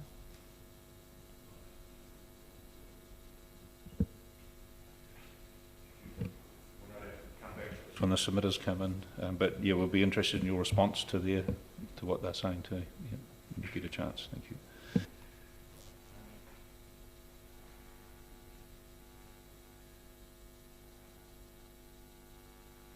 Yep, there was another sort of potential loophole, I think is the word used, in relation to change B6. Was that the one we've just been? That is the one we've just been discussing, isn't it? Yeah. So question 7 and 8 are related. Okay. So look, I won't ask any further questions on that. And we've dealt with social housing, which is item 9. It's been dealt with. And I guess the next one is item 10, NDMA, which is your development mapped areas and social and recreational spaces. There's been some submissions on that, and the structure plan rules, and we're just interested to know how that all works, basically. So if you can take us through that. So one of the proposals is to apply a new development mapped area to selected areas of large greenfield residential areas. So that introduces assessment rules for subdivision. One of those is to consider provision of social and recreational spaces. And the submitters have a preference for application of a structure plan or other performance standards that specifically identify what social and recreational spaces need to be provided to provide certainty, especially where there are multiple landowners of an area that is within the mapped area. So at this stage there are no specific provisions that have been proposed for each of those areas, either through the NDMA or through the proposals to rezone specific sites. However, there is provision within the plan to do that, to provide relief to the submitters where they've raised concerns or would seek to have specific provisions. I've not addressed those in terms of specific sites for this hearing because specific sites are not a topic under consideration. However, there are submission points remaining from each of those submitters relating to specific areas, which would enable those sorts of structure plan provisions to be introduced at a later hearing if the panel is of a mind. And the way I see is the NDMA provisions that we're looking at are simply looking at the assessment rules and criteria, but it's not looking at the stage where that would apply. So once those provisions are settled, it could be considered where it is appropriate for them to apply at a later hearing. And a structure plan rule can be used to override another rule in the plan or to provide a different test if it's appropriate to that site. So that is something that would still be on the table. So we'll be coming back to that as part of the rezoning hearing, but there are specific decisions for us to make on the provisions themselves, if I understand you correctly. Yeah, okay. Yes, that's correct. Yeah. All right. Okay. The next topic, getting towards the end of this. So the next topic is the efficient use of land, NDMA item 11. And I guess this is the concept where a development does not achieve the proposed density, so that this is where the developer is required to provide a minimum density, so that land, I guess the premise behind that is that land is well utilised and not left underdeveloped. Is that the basic premise there that the council's trying to address? Yes, it is, yeah. So once a site is rezoned for residential use, that it then is developed efficiently to achieve the sort of yield that we would expect from that area.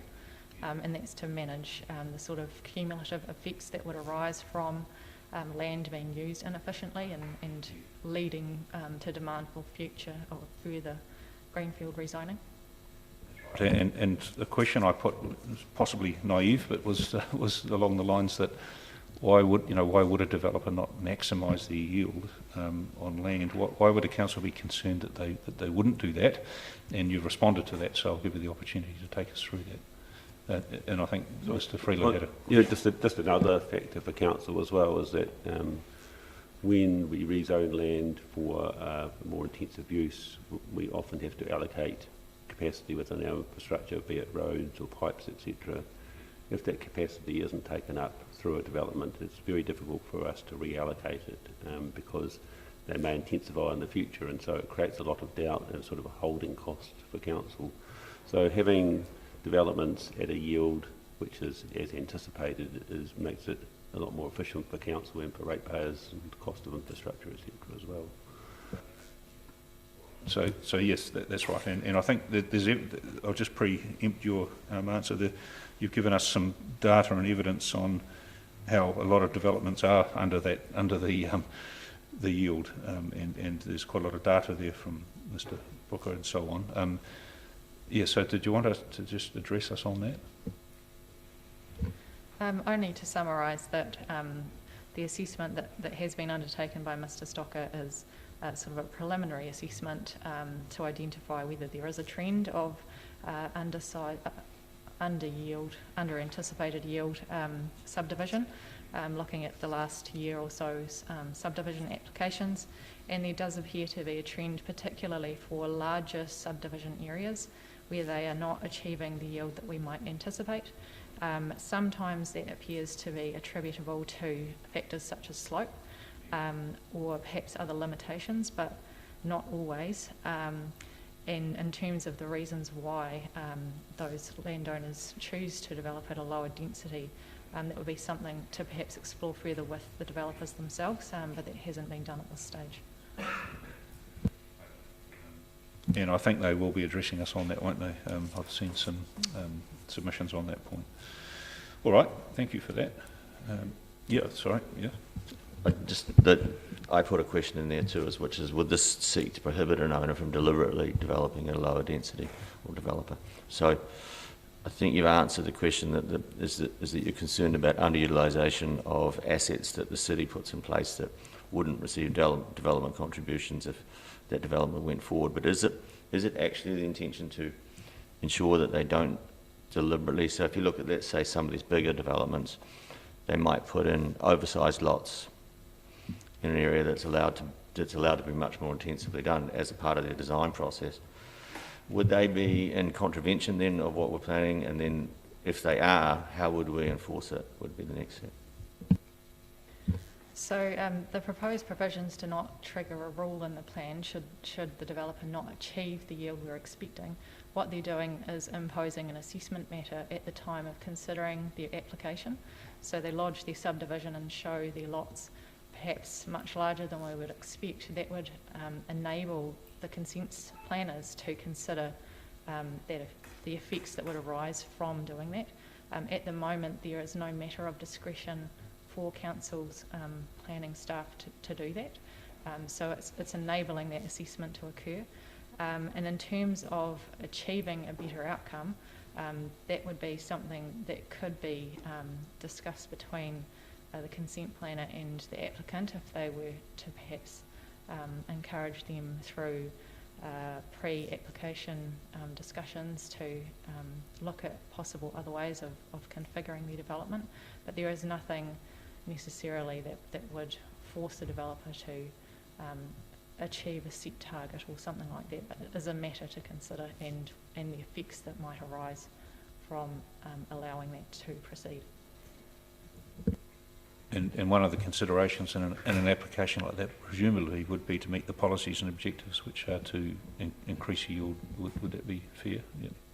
So yeah, the assessment matter that is proposed links to a policy seeking the outcome, which is linked to an objective, which is implementing the strategic objectives. So it has a flow through the plan. Right. Yep. Sure. Thank you. The next one, in fact, might be the last one actually, is transport connections. And I asked a question about what potential future urban development means in terms of a policy, what those words mean, and you've drawn attention in your response to quite a detailed description of what that means. So that's answered that question well and truly, your paragraph 103. So I don't think I need to ask you any further questions on that, so thank you very much. All right. And then the last part of your report is an appendix on the Three Waters reform, just to advise us as to where that's at, and I think Council is well familiar with that, so no further questions on that. So that's all the questions we had at this stage. That's all the questions we have.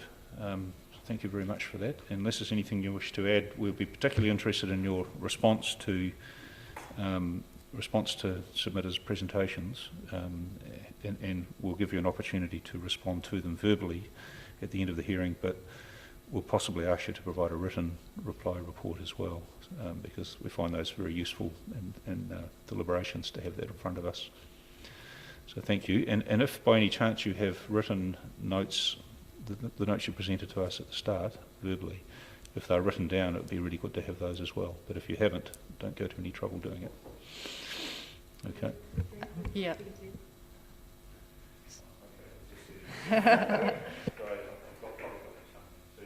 You've been reading from a typed statement. Okay. All right. And it's on the Right. website. I'll add that to the pile, but thank you.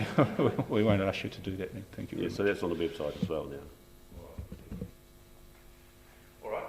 We'll take a break now. We'll take an adjournment now for a lunch break and to get organised for this afternoon's speakers. So we'll stick to the schedule and come back at 1 p.m. Thank you very much.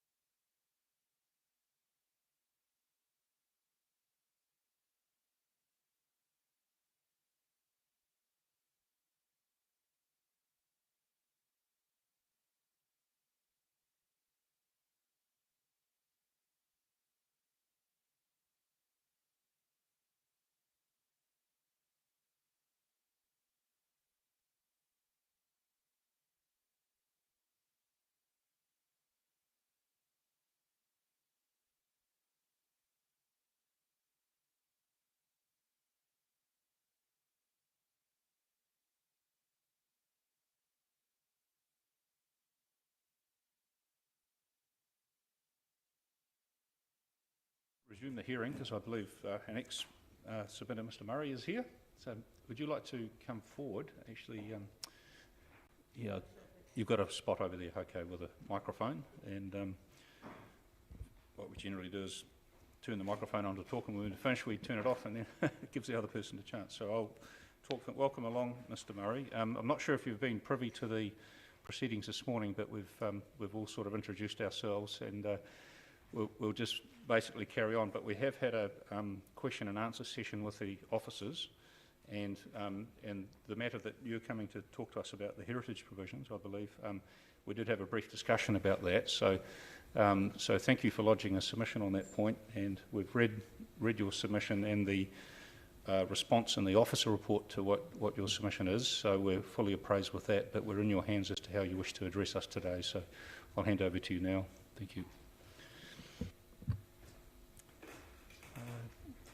Thank you.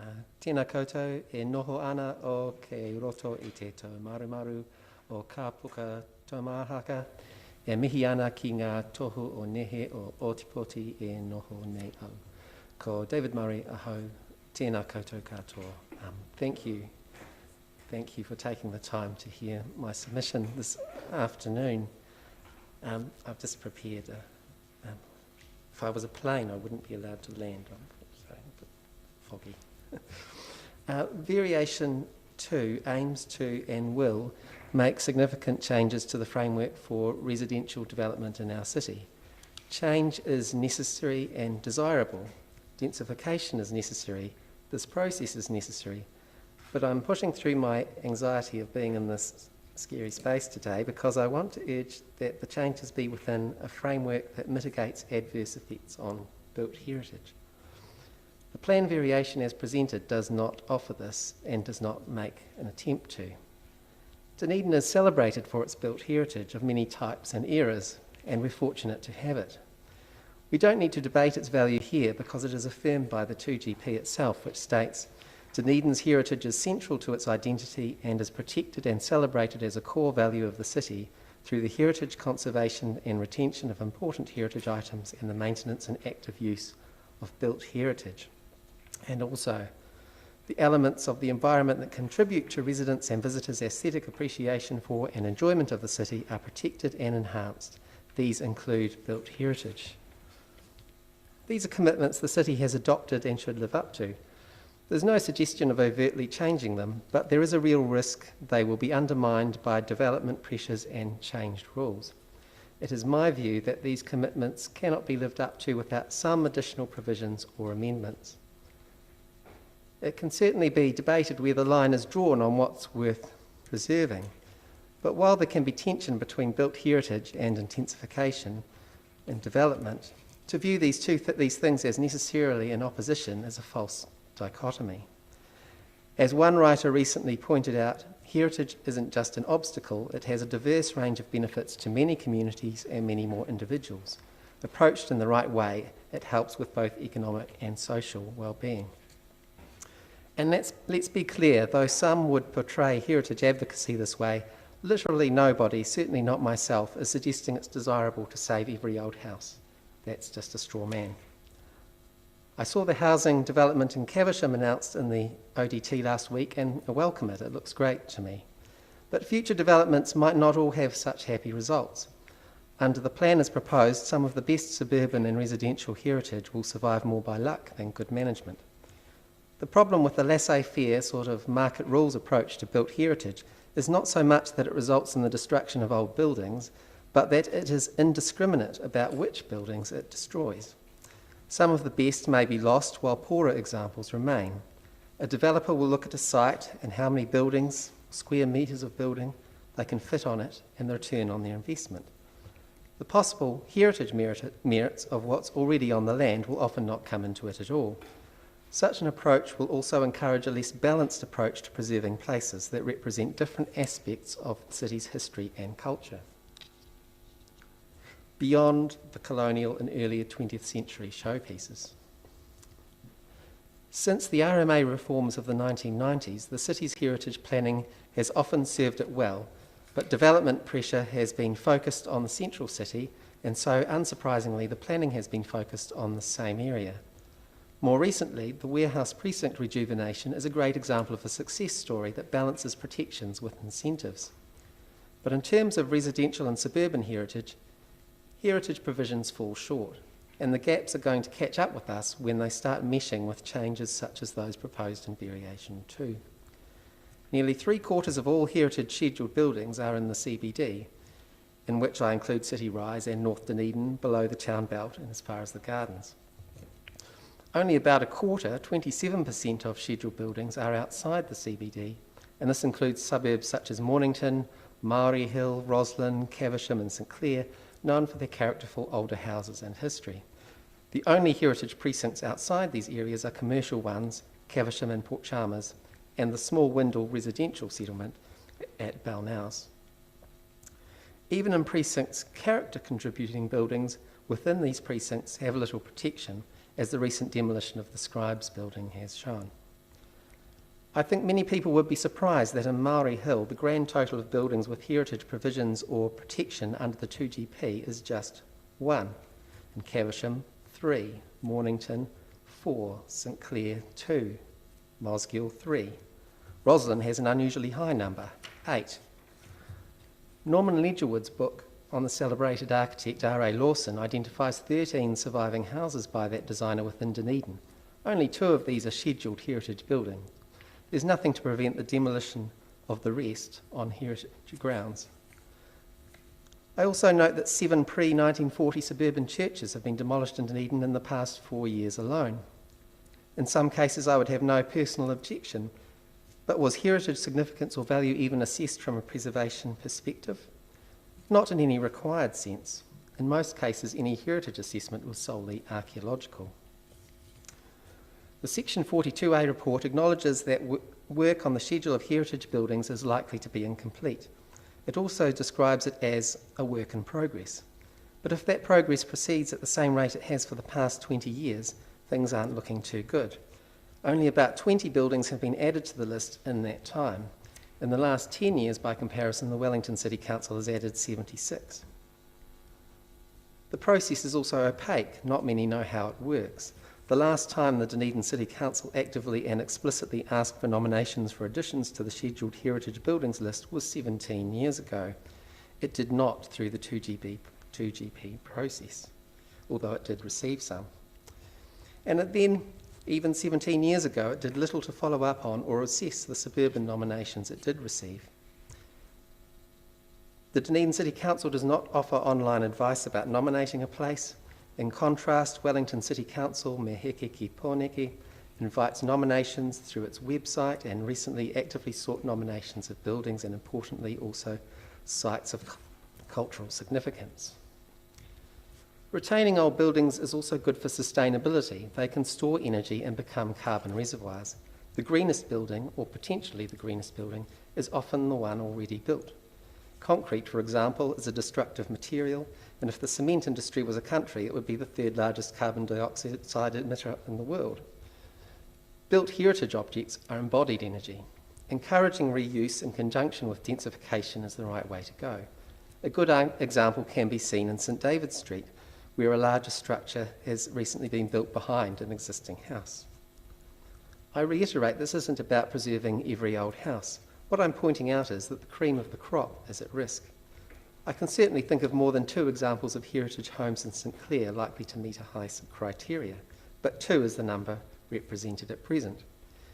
Many of these buildings can be warm, healthy homes suitable for modern living, but potentially some might go when in a better framework poorer examples could have gone in their place.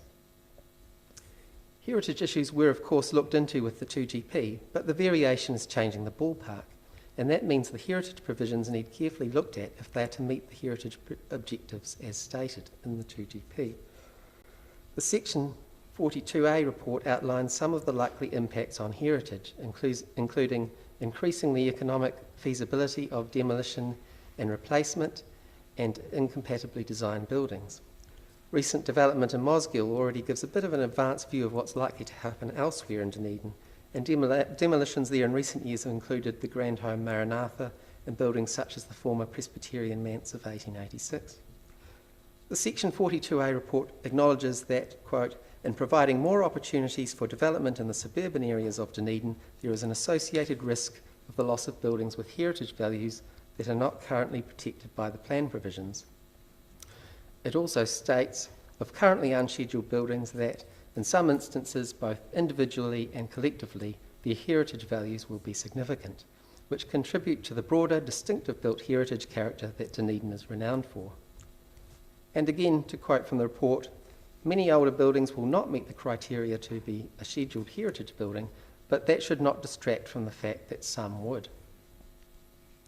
Of course, Dunedin needs to cater for future population growth and housing demand and address issues of supply and affordability.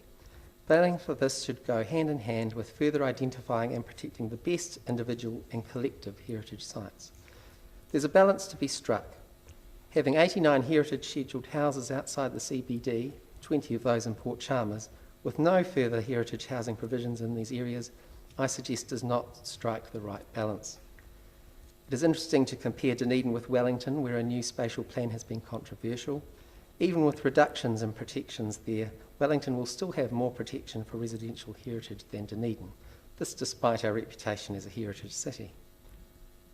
The Section 42A report includes some good constructive recommendations that I urge you to endorse, including further evaluating the option for adding a blanket provision to manage effects on heritage values from the proposed rule changes, an introduction of consent requirements for demolition of buildings older than a specified age requiring a heritage assessment prior to demolition to ensure that there would not be effects on significant heritage values. This could be done for all areas affected by variation 2 or some subset based on areas of higher risk. I also urge more than the quantity of work in progress of the past 17 years in terms of assessing potential additions to the schedule of heritage buildings and precincts as a counterbalance to new pressures. The process for the public to contribute to this should also be more transparent. Our best built heritage will be eroded if it is not safeguarded in an appropriately targeted way. Let's not forget, we're not starting with a full complement of the best buildings ever put up in this city. There have been waves of demolition in the past, particularly in the 1960s and 70s. Many of those demolitions are not lamented, but the quality of many of the examples lost then should serve as a warning. Densification and new building can occur in a way that minimises the loss of the best built heritage and sites of cultural significance. Overlooking the gaps created or exacerbated by variation 2 would be a lost opportunity. Ngā mihi kia koutou. Thank you. Thank you for that, Mr. Murray. It was a very, very well presented submission. Thank you for that. I'll just see if we have any questions of the commissioners. Questions?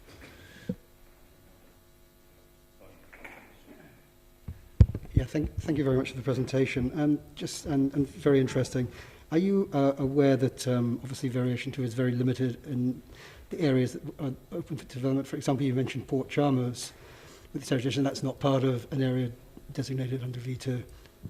I only mentioned Port Chalmers because it took up a large number of so the point in mentioning Port Chalmers was that really it should be taken out of the equation, because rather it takes it from 89 down to only 69.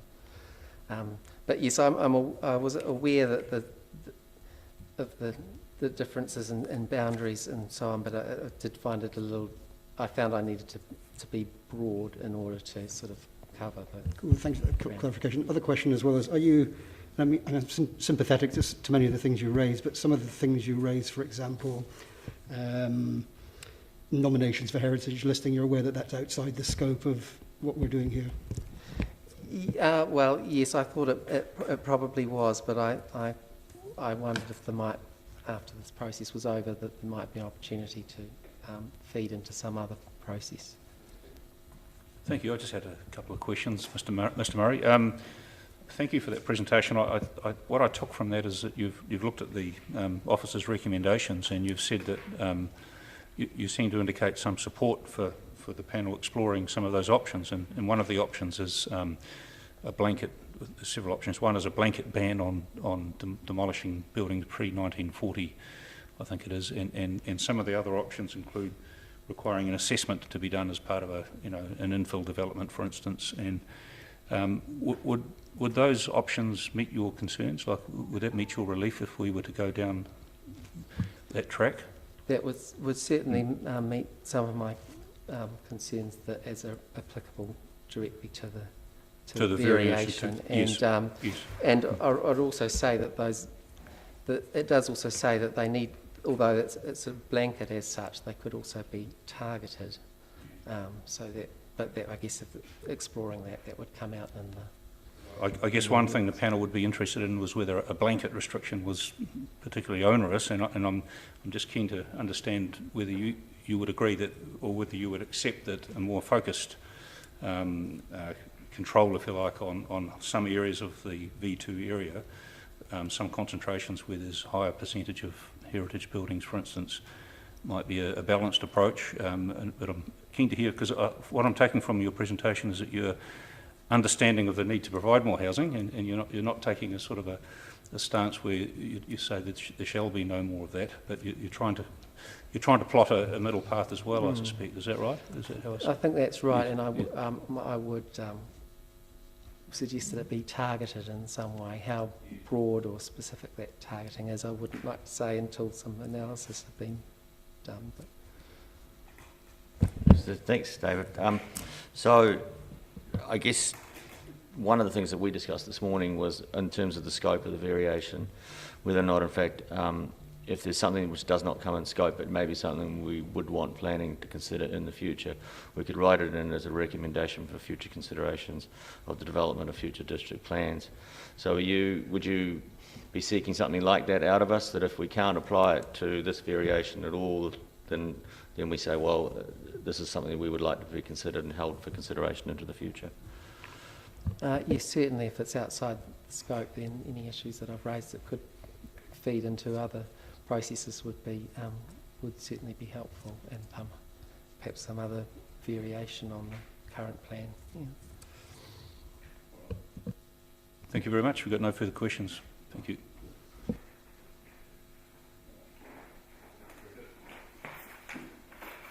I'll ask Mr. Dowden to come forward. Thank you, sir.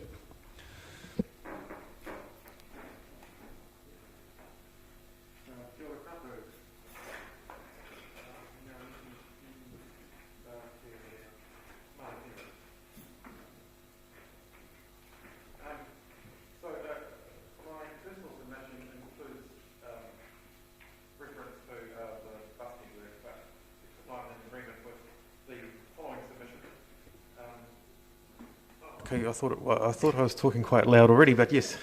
So because my submission is in agreement with the following submission by the bus users group, I won't mention that in support of my submission. I'm having big trouble with scope. I think scope is designed to take all the fun out of this. And however, I noticed looking online at my personal submission, it didn't have any of that yellow ink on it. But I don't quite understand why not, because it had things in it that were also in the bus submission, and that would imply that the bus submission is in scope after all, because how can something not be in scope in my submission but be out of scope in the other? But so I'm a bit confused there. I think really what I was aiming at was what happens at a district plan review, whereas this is a district plan variation. And so the zone rules already exist, but you're expanding the zones. So I'm kind of totally in the wrong here, and it's not going to be possible to get you to change the colour of all the new roofs in Dunedin. But hey, nice try on my part, and I hope my nice try can be acknowledged in some way. But perhaps you can do that thing that Councillor O'Malley just mentioned to the previous submitter of recommending it in a future plan. So I was very gratified actually, and I'd like to thank the Otago Regional Council for making a submission in support of my submission on I think they liked my concerns about permeability of new developments, and there was something else of mine that they liked, and so ngā mihi to the OIC. And yeah, I was sort of hoping this would be more of a dialogue, but I suppose at question time it could be. I'm kind of, if the effect on the city by expanding effectively its boundaries makes the city sort of worse in some planning ways, then maybe the expanding of boundaries is also out of scope, because if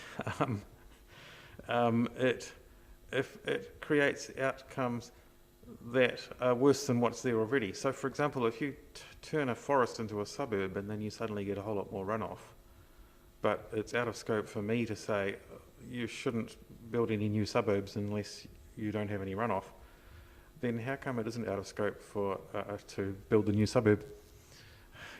So I am perplexed about that, and I kind of, looking at this variation number 2 and the way things are heading the world over, I thought that we would be coping and adapting and changing our behaviour more to deal with and perhaps even circumvent climate change.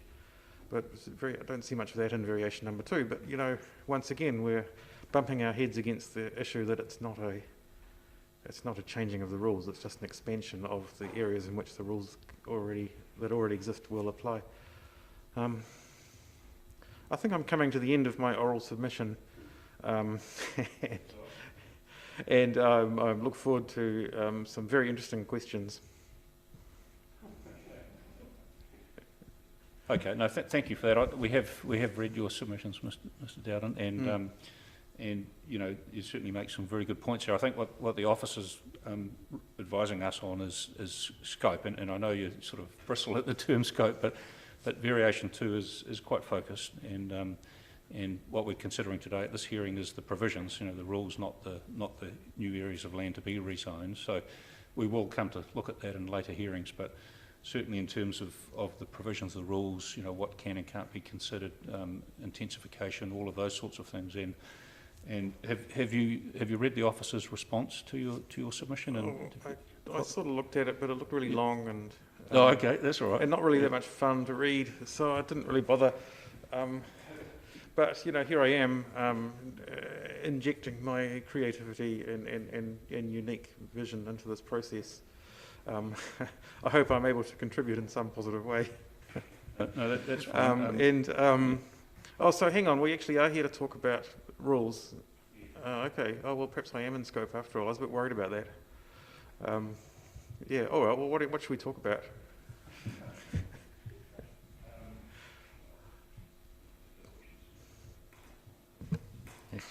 Up here. I sort of am drawn to the staff comment around authority of design and the execution of the public transport system. And the statement here is that these changes are appropriate when the DCC has no direct control over the design and location of the public transport network. And it goes on further. Can we just park that question for the next submission? Because then I can answer it. I'm more than happy to park it for the next submission. If you wouldn't mind, yeah. Yep. I think Alex and I could address that better in the next submission, yeah.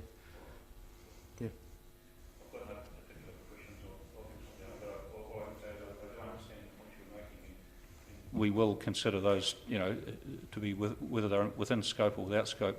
You do make some good points, so it's a question of how we accommodate those. So thank you for making those. I've got no particular questions. I have to confess I didn't spend that much time writing my submissions, so you probably, if you spend at least as much time considering it as I spent writing it, you'll certainly be doing me a very great compliment. In that case, would you like to bring forward your colleagues? And there you go. Yeah. Okay.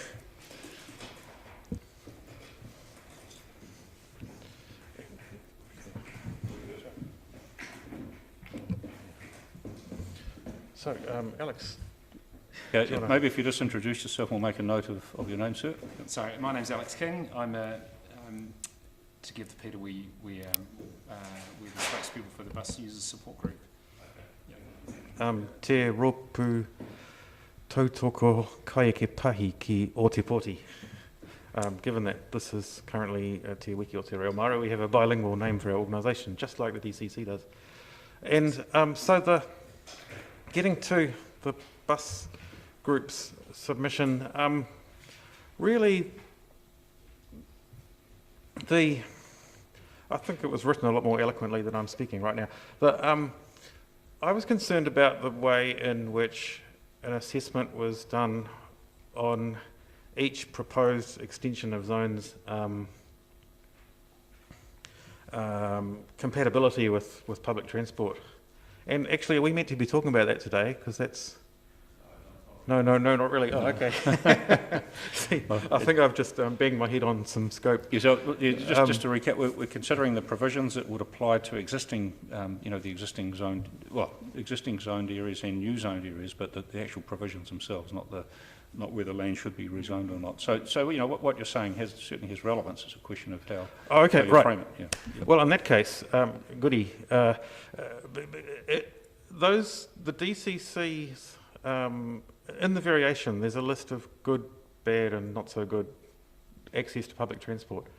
And it gives criteria for it, like something about whether it's 400 metres away from an ordinary bus service or 800 metres away from the kind that has lots of extra buses throughout the day. That's called a rapid bus service.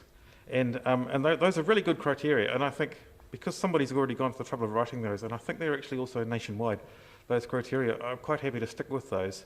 And then I did a lot of experimenting myself using the Google Maps transport planner, where you can say, I'm at my house and I want to go to, say, Alex's house, and there'll be a little dotted line showing how much walking there'd be involved, and then there'd be maybe a purple or an orange line of a bus route, and then there'd be some more walking when I get off the bus and go to Alex's house, another dotted line. Now, I was really struggling to find anywhere in Ōtepoti where there was actually much more than 400 metres to anybody's house. So, in fact, through the efforts of Dunedin City Council for the first 100-odd years, and then the Regional Council for the last 20 or so years since then, Dunedin actually has a very dense public transport network. And so I was very concerned that an expansion of the city's boundaries, which is something we're not meant to talk about today, would somehow dilute that. So, Can I jump in? Yes, Alex is going to jump in. Well, there's an area, is it Polworth Road? There's an area in Wakaru to the north of, I think to the north of Wakaru Road, which was rezoned, and I think it was zoned as good. It was noted as good access to public transport. It was less than 400 metres from a bus stop. But the thing is, it's quite a large area, and one boundary of it is only 400 metres from, if you walk along Wakaru Road to a bus stop. But actually, the bulk of the area is a lot further than that. And so I guess our contention is the bus users support group. One of the motivations for me being involved in that is the climate change thing, and wanting to really have some motor from private vehicle use to buses. And I really think we've got a vision for a large amount of mode shift to the buses, and we think, as Peter said, the buses are already pretty good, but what is it that's preventing people from getting it, using the buses and the public transport rather than just their private cars? I think if we look at that Polworth Road area, everyone who's planning it is imagining just people are going to use the cars like people always have and people do. And I think we really need to change our thinking when we're intensifying and doing new areas, to make sure they have really excellent provision for public transport, not so that people actually can walk out of the house and it's a less than 5-minute walk to the bus, rather than just I think those, and one of our ideas was that you should engage more with the regional council when you zone new areas, so that because the other thing is, when a new house is built and people move into a new suburb, the councils, it's the regional council in this case, the regional council might get around to putting in a bus service sort of 5 years later, because they realise, we need to do something about public transport there, and 5 years later we might get a bus service there. But by that time everyone's bought a car, and they know they know the route to work, and etc. etc. We'd like the carpenters to arrive by bus. Yeah, so we'd build the house. We'd like it to be there right there from the get-go, and so that one. And in fact, if you're building a house, there's water there to mix your concrete with. There's electricity to work all your power tools. and there's probably even a sewage system in case your builders need to pop into the dunny. So yeah, let's have the bus service serving these new developments as well. So that might take a bit Except of we're not meant to be coordination talking about with the regional expansion council. at this Yeah, meeting. I mean, I Oops. know it's kind of out of Yeah. scope. Yeah, no, that's right. You make some good points. I think the officer's response is that, well, for one, it's a question of what a district plan can do to provide bus services and things. It can certainly be encouraging it, but in terms of how prescriptive it can be, it's questionable in terms of the rule framework. The other thing is that would the provision of intensification actually increase the likelihood that bus services could be laid on in the future, and which one comes first? It's often the dilemma with service planning, providing infrastructure to the growth, or do you provide it in advance of the growth? And I guess the same parallel could be drawn with public transport. Then I think, Mr. Councillor. Actually, just a procedural question, Mr. Chair. Can presenters come back if they are relevant to another part? So in terms of part 3, which is really what you're talking about today, can they come back and speak to it at that point? Yeah, we'd love to. That'd be really good. Is that possible? Well, that's right, but I guess in terms of what's being requested today is I think Mr. Dowden has asked for a direct reference in the rules to provision of adequate, okay or better access to public transport. So you've asked us to include those words, so we do need to consider that, and I guess the discussion sort of leads to that as well. And I think for the bus users group, you've asked for some reference in the density provisions to. I think that's what you've asked for as well. So okay for usual sort of quarter acre, half gallon suburbia, and then what is it? Excellent or very good for the high density developments.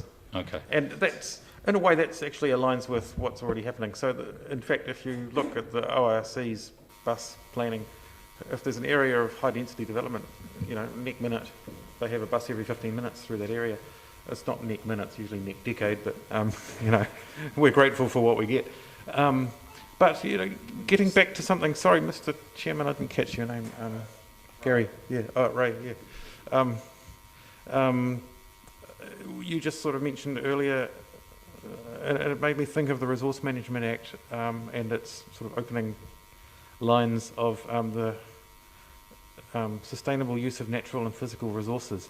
Now, it's very hard to see how this process can define a bus service, and I don't expect it to. Buses run on rubber wheels and they can pretty much go anywhere they like. It's hard for these people in this room to control that. But the bus stops and the bus network, I think, are actually a natural and physical resource. And so another part of our submission, we actually suggested at least, I can't remember the words I used when I wrote it, but sort of inventorying the bus network so that it's actually listed as a sort of community asset in the district plan, and that means that it immediately shows up as from a planning point of view if an area has a good bus service provision, and really the planning maps are already doing that for things like sewage provision and stormwater and other stuff. So it's not actually really a foreign concept. We just want transport to be viewed, public transport to be viewed as a utility. I understand it. Did you have a question, Mr.? Not so much a question, but just to acknowledge that some submission points by some submitters have been put in the broad category, and those submitters will have the opportunity to come back and talk to their submission at multiple hearings, hopefully with slightly different perspectives depending on what the scope is of the actual hearing. So, like a lot of the stuff which is being spoken about here is more pertinent to a later hearing, and you'll certainly get the opportunity. Yeah, that's right. Again, you're quite right, and I think you acknowledge that yourselves, Mr. Dowden. But it was a good discussion to have, and we will come back to it when we deal with the latter hearings. But certainly the matters that are in front of us today, I've covered in questions, and I'm quite happy with that. So with the explanation, thank you. And we've got no further questions, I believe. Most we have, yes. Well, I'm just going to finish what I started on earlier before, but yeah, please. So you've got the regional public transport plan and the regional land transport plan that are also affecting the outcomes here. And so I guess my question to you is, where do you think the district plan sits in that effectiveness categories? Well, yeah, the district can only work on, I think, immovable objects like houses and bus stops and streets, but that could still be very helpful. Of course, we could have a unitary local government, but that's out of the scope of this room as well. But But I would really love to see those plans fitting together like pieces of a jigsaw puzzle, with the nice sort of round-shaped hole in one piece and the big loby sticky-outy bit, click, and joining together beautifully. Yeah, so I mean, I've always thought that the front step of a bus, the front step where the door opens, and the curb of a footpath, which are run by two different councils, the gap between them is big enough to lose a little old lady through, and that's the bugbear of anyone in Aotearoa who is advocating for public transport, really. But yes, see what you can do to join up all these plans that you just mentioned. yeah, I mean, intensification obviously something that we'd be in favour of, because we can. Oh, intensification is fantastic, by the way, because we the can bus use- pulls in to the bus stop to let people on and off, and there's twice as many getting on and off. Yeah, And that's right. suddenly the revenue comes pouring in, and the investment goes onto that route, and everybody's happy. And obviously, greenfields developments, you know, especially if there isn't already a bus service nearby, is a bit more problem. It's going to make things more difficult for us. So yeah, in terms of a very high level, how we'd like to see things work, that would be it. I just wanted to note, and I hope that your views on public transport and its relationship between us and the regional council, that you took an opportunity in terms of the proposed regional policy statement 2021, and which we have to give effect to through the 2GP, and also note that the future development strategy under the NPSUD, or the National Policy Statement on Urban Development, which the city has to do in the next few years, has to be done in cooperation with the regional council. So there's an opportunity. There are two opportunities, I guess, to ensure that the regional council and the Dunedin City Council work closer together on a topic such as public transport. So that's more of an observation, but Yeah. that's fine. If that helps you understand the process, that's good. Yeah. Thank you. Thank you. Thanks for your time. Ngā mihi kia tātou.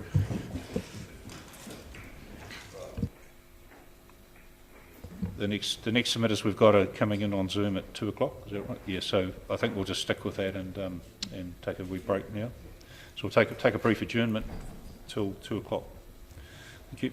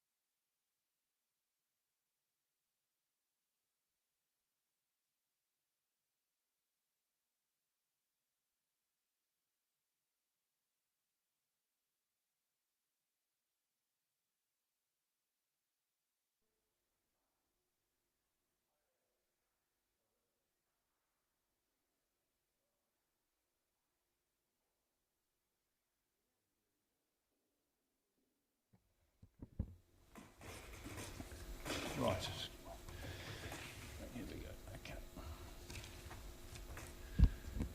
Right, we'll resume the hearing now. Thank you very much to the next submitter for sorting out some technology so you can speak to us and answer any questions. So thank you very much. And I notice Mr. McCarrison and Mr. Horn are on there. And who's going to start off? Can you hear me okay? You can. Please excuse the mask. We've had them on all day. It's quite difficult. You have an advantage over us not having to wear these masks. So anyway, yeah, we're in your hands as to how you wish to present. All I will say is that we have read your submissions and we've read the officer response to those submissions, and we're particularly interested in any comments you can make about the officer's report in relation to your submissions. So thank you. Okay.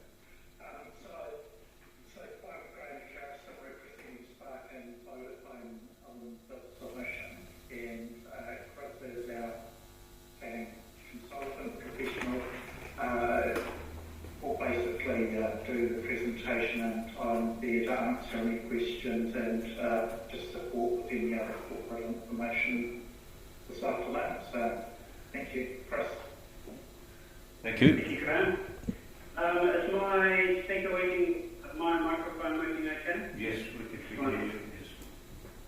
Yes. Good afternoon, Mr. Chairman and Commissioners. You're a little muffled through the mask, but bear with me if I don't hear your questions properly. I suppose, as an opening comment, I only read the planner's opening statement a couple of hours ago, and I wasn't actually aware that one of the points in the evidence had been deemed out of scope. So when I read that scope report some months ago, there was one point that had been recommended as out of scope, and Spark and Vodafone had been happy just to let that go. But of the three relief points covered in my evidence, one of them to do with the procedures under the release transition zone. That was a surprise that that was out of scope, so I hadn't gleaned that from the report. So I guess all we can do today is talk to the issue, and then I guess we're in your hands beyond that, whether that was a different scope or not. Yeah. Okay, and we can ask the officer for clarification on those points if you wish, because generally the matters that were ruled by the panel to be out of scope are not being considered as part of this report. So the matters that are in there, if the scope issue is raised, it's possibly a new matter that we do need to consider. So if you wish, I can ask the officer to clarify those things at this point, or you can just address us and we can consider it later, whatever you wish. I think I'm happy just to address you, Mr. Chairman, and consider it later. Might be the easiest. I guess this is sort of one of the overarching challenges with rolling reviews, is that, and it's not the first time it's happened, is to try and deal with an issue and integrate it into the plan. Scope often comes up, and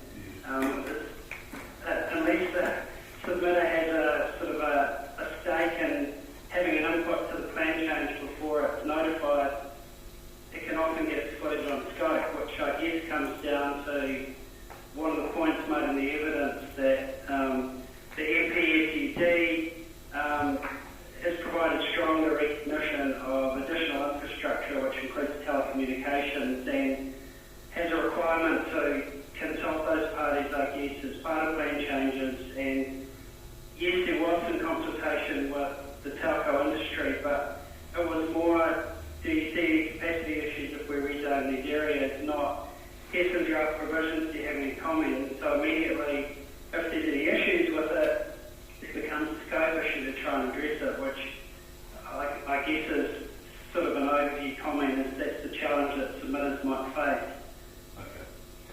All right, so we'll be interested to hear from you.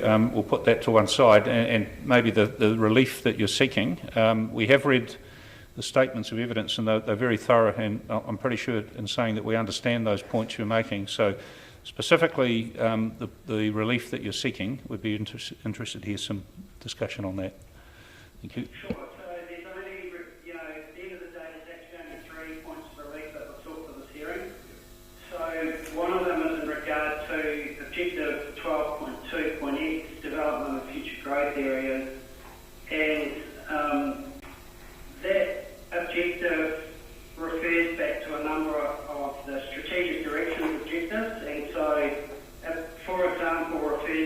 2.7.1, which is public infrastructure, and going right back to the notified CGP that telcos and other utilities were trying to get better recognition of other network utilities in those strategic directions, and that got achieved through submissions on the plan, appeals, and ultimately settlements, specifically in regards to Objective 2.3.1.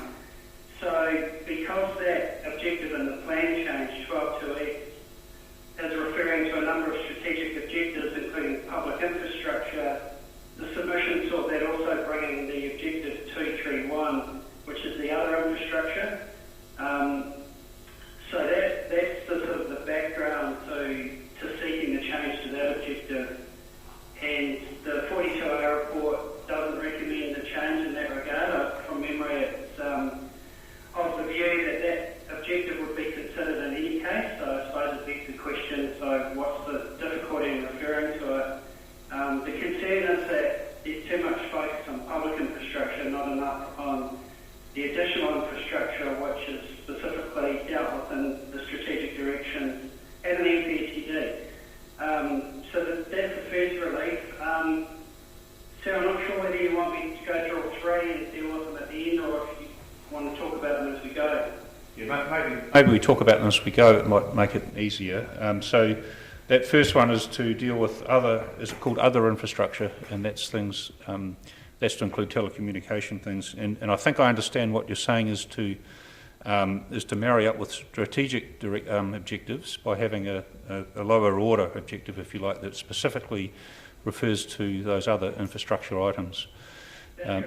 Okay, and the office, and just to sum it, the office is saying that that's not necessary. That's how you understand it. Okay. That's my understanding. Yeah, I certainly understand the point you're making, and we'll have to consider that, and we'll be interested in the officer's response to that point. We might bring that up again, I guess. Any questions on that point, on that particular point? No? Okay, we can move on to the next one. Okay, so the next one has been raised as scope issue, which we've just become aware of. So essentially, Dunedin City 2GP plan has the process of certifying transition zones, which you'll all be familiar with. I've seen exactly the same mechanism proposed in the Waimakariri draft plan, so obviously it's something that we're planning to going.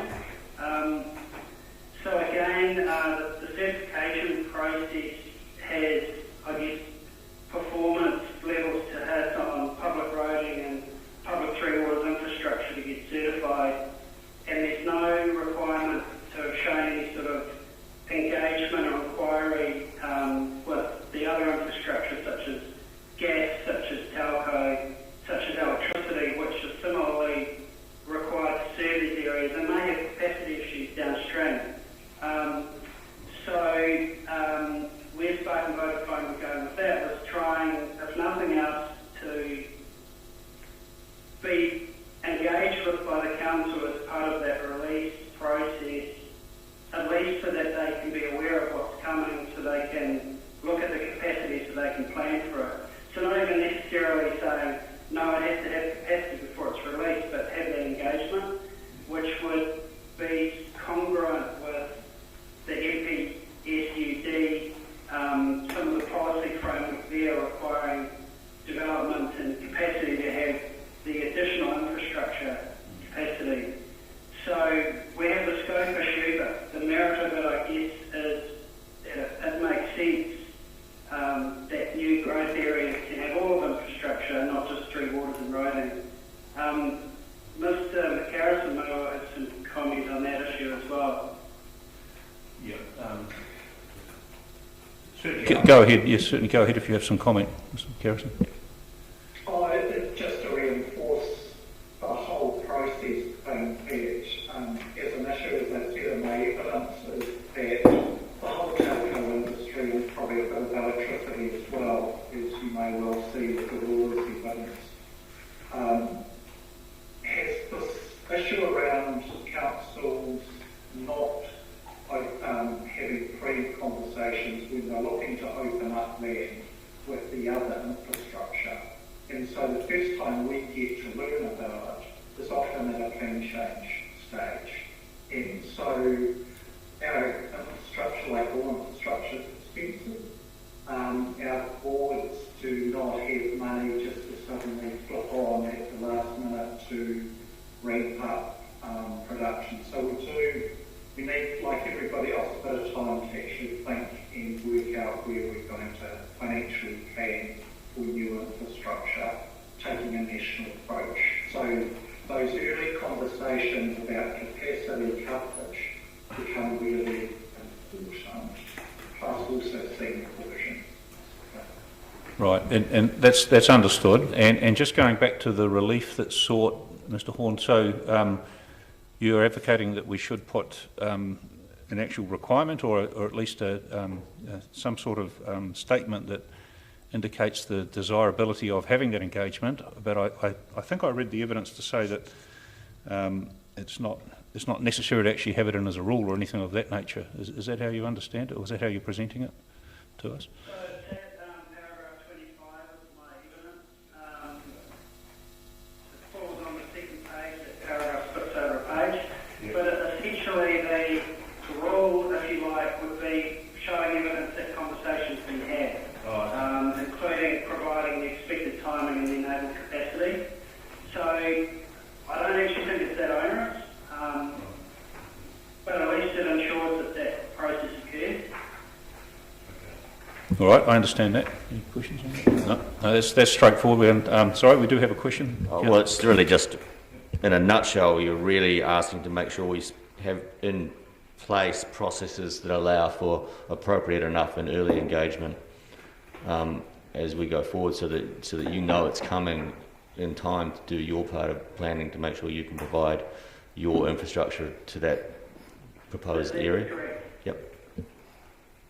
Okay, thanks. That's understood. Thank you for that. And I think there was a third relief you're seeking too, is there? So yes, so the third point, I'm not aware that this has been, the 42A report raised this might be a scope issue, but I don't believe it was in that, I don't believe it's been struck out. But this is the same relief that's being currently sought for Tauranga, MPSED, rolling plan change, and for Selwyn District Plan, and that the telcos, particularly with their mobile infrastructure, they will plan and build around what they know about. So if they know what a building in the like is enabled, they'll be able to make decisions about the likelihood of that infrastructure being blocked by adjacent development. So if they plan for that and build for that, and then an applicant then seeks consent to put an extra story on the top due to getting more yield or reacting to urban growth pressure, that site can be blocked, and then assuming it's consentable to move it, can be a multi-$100,000 exercise. So Spark and Vodafone have started seeking in plan reviews and rolling plan changes some recognition that we are, through urban growth pressure, which is all part of what Variation 2 is about, that people seek extra height, and it's not that they're trying to influence the height limit, the community sets that, but if a developer wants extra height, that their impact on infrastructure that may exist around them should be taken into account, and that there's discretion for the council to consider that. So that's the background to that one. All right. I guess we understand that point. We read the evidence on that, and it's fairly, illustrative. And I believe Aurora are going to present that to us tomorrow as well. In terms of the scope, the officer has. I'm not sure if you've caught up with the fact that the panel have asked some questions, some pre-questions, I guess, before the hearing, and they're in the process of being posted on the website. We asked some questions of the officer to address us prior to the hearing, and there is a response to the submission you make on page 7 of that report. So if you go on the website, you'll probably see that on page 7. But basically, if I can summarise it in a nutshell, I'll try to do that. Each of those changes that we're considering in terms of provisions have their own purpose statement, or they have their own purpose of proposal and scope of change statement. And so if you consider that last point that you talked about is within scope, we'd need to see, or at least to see your rationale for saying that it is within the purpose statement for that particular change about the height and so forth. So, you know, you're by all means invited to do that. You can either do that now or send us a note to that effect. But I encourage you to have a read of that report that's just become available. I think it's fairly standard. There's nothing, there's no magic in that. It's really just saying that for something to be within scope, it must be addressing the purpose of the change. So we would just invite you to send us, you know, some rationale to say that it is within scope. Okay. Thank you for that. We'll go back Yep. and look Okay. at that and send a follow-up through the committee secretary. Yep. That's fine. Thank you very much. Now I've got no further questions. Panel. No? Any questions of clarification from the officers, or you happy with that? Okay. Thank you very much.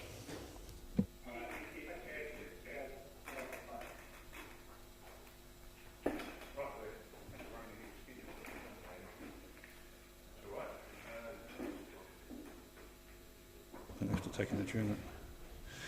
We'll take another adjournment until the next speaker comes on at 3 o'clock. And I presume that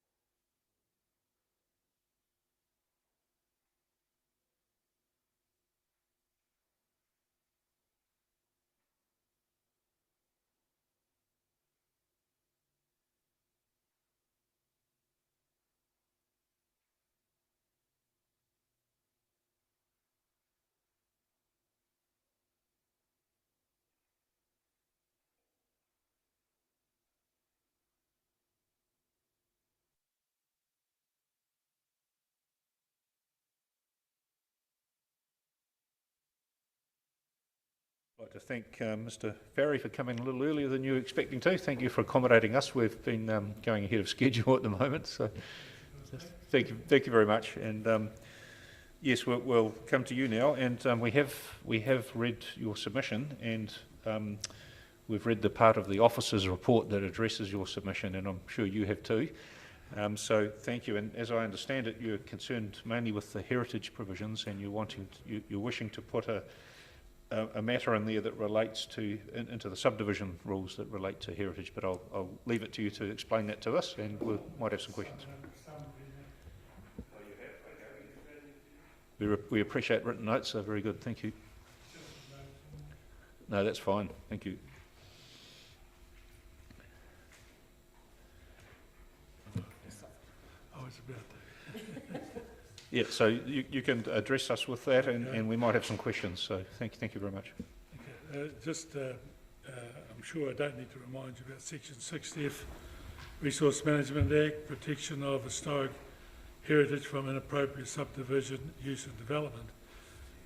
Rule 15.11.5 has a heading which says assessment of restricted discretionary activities in an overlay zone, mapped area, heritage precinct, or affecting a scheduled heritage item. And then in 5.6, all subdivision activities on sites containing a scheduled heritage building, the matters of discretion, effects on heritage values. But it's specifically narrowed down to sites containing a heritage building, whereas 15.11.5, the heading, talks about affecting a scheduled heritage building. The building could be affected by a subdivision on a site where it is not contained, is the point that we're making. So that while the scheme, the plan, deals quite extensively with heritage values, and I'm not criticising the plan at all. I don't know how they ever managed to put it all together, but there are little gaps, and this seems to be one of them, where they talk very strongly about heritage values, but at the end of the day, there are little things like that where you're talking about affecting, but of course the protection, the only protection is for a property which contains a heritage building. And the point I'm making is it could go beyond that. In fact, in a particular instance, that is the case. The 15.11.4.1, notwithstanding the policies and objectives relating to the protection of heritage values, this provision does not expressly require consideration of effects on heritage values. It doesn't expressly say anything about that. It just possibly indirectly by reference to the character of the neighbourhood. So it's not quite that specific and direct. I attempted to add a subclause E, but this is ruled to be out of scope, and I didn't choose to appeal that ruling. So because it's rather more deals not with variation 2, but with what was there already. So now going to the section 42A report, it is manifestly incorrect because area map change NDMA 03, which is Patmos Avenue, Pine Hill, is immediately adjacent to a significant Category 1 heritage item, a scheduled number, the Bishop Grove, which happens to be my personal property, 16 Patmos Avenue. It's a scheduled item, and it's a Category 1 item, and it's immediately adjacent to and could very well be affected. I hasten to add I'm not opposed to zoning, I'm not opposed to subdivision, but I would want to have that provision in there so that effects on the heritage value, which could be very, very manifest, are protected and considered by the council at the time. So that's leading up to that. The suggested additional provision that I've suggested for 15.11.5.y a further subdivision, a further subsection, because in fact that point Y does refer to the protection of natural environment values, but doesn't go on to say anything about heritage values. And in this particular instance, that could be quite effective. Now, what I haven't ascertained, and I haven't had the chance to try and do that, is whether there are any other greenfield developments that might have heritage values adjacent to them or whatever. All I can say to you is that in this particular instance, it is an error. There is, in fact, a thing. And concluding by saying, well, it's not going to cause any adverse effects to put this clause in, but it could provide significant protection in those instances where I know one that arises and there could be more. So that's what I've got to say. Thank you for that. I guess the first question would be we'd seek clarification from the officers on whether that part of the report was an error, because it hadn't observed that there is a item next door. So that'll be a question we'll have, and whether you can answer that now or whether you can come back to us on that, we'd need to know that. So make a note of that. Thank you. Yes, okay. Well, that should be a simple matter of checking. So. So this is an error that I identified in the appendix to my opening statement this morning. So Mr. Ferry is correct, there is an error in the report. So there is a new development mapped area located next to the scheduled building he's identified. And we've checked the other NDMAs to make sure we know whether or not there are adjacent heritage buildings in any of those cases. And there is one other instance in Wakari Road. I can provide those details if you would like. Question is, does it affect your assessment in any way to know those facts now? No, it does not affect the assessment, and it would be prudent perhaps to see what Dr. Farmaner's views might be on that as well, seeing as she has contributed to the assessment. Aware of what her views are on knowledge of that the sites are next door. You're not aware of any. She hasn't been asked to readdress that point at this stage. No, she hasn't, but she is aware of the proximity of that building to other development areas when she provided her comments to me. I see. Okay, I think the panel can discuss this, but I'm pretty sure we'll ask for Ms. Farmaner to address that when we have our session tomorrow with any of the officers we need to ask questions of. Okay, thank you. Yeah. Okay, maybe it's an opportunity just for anyone viewing this, for you, Ms. McEwen, just to go through your reasons for rejecting the assessment matter that Mr. Farry requested, just to round out that discussion. You could just summarise that. So the proposed new development mapped area will be applied in certain locations of large greenfield rezoning around the city, and it's not common for those greenfield areas to be located near a scheduled heritage item. And apart from that, the extent to which effects on heritage items can be considered depends on the values for which they are protected.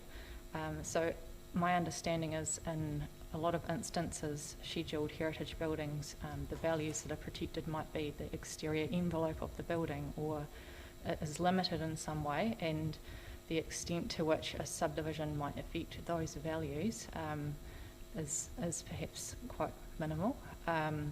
So this is what Dr. Farmaner has considered in providing her advice to me, and I accept that evidence. One of the assessment matters would be, I think Mr. Farry's pointed out, character of the neighbourhood. Is that one of the matters, or is that another rule that's not related? I'm just trying to understand this.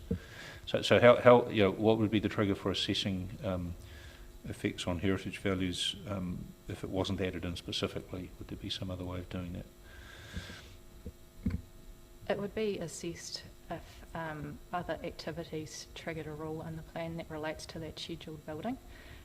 So it wouldn't be triggered by subdivision on an adjacent site that's in an NDMA, but if there were an activity that would affect those values, affect that building directly, then that would be subject to the other heritage rules in the plan.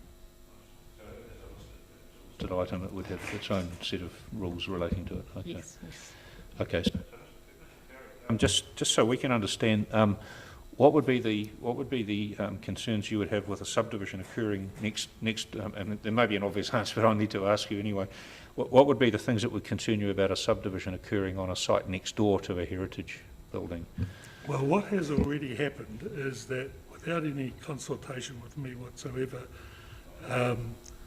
a submission was made in the initial stages and included my property.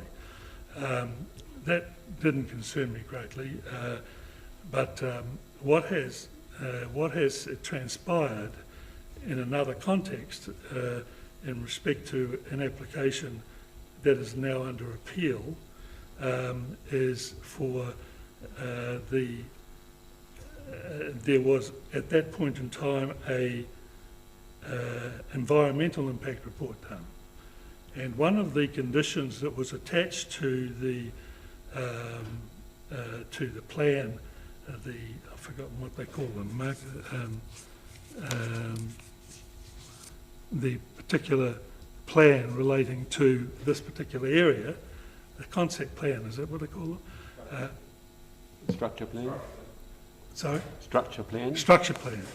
And one of the conditions that was put upon it was that they had to provide access that didn't go through the natural bush that is there, which would want to be protected.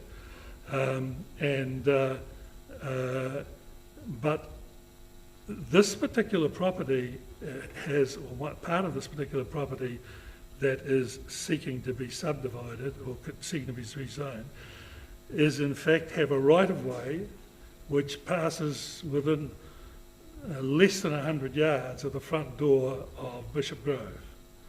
And while these were rural properties when they were subdivided, as you all know from experience, things change, and one party going up through that, sorry, just ignore that, going past the front door of the property is not a problem.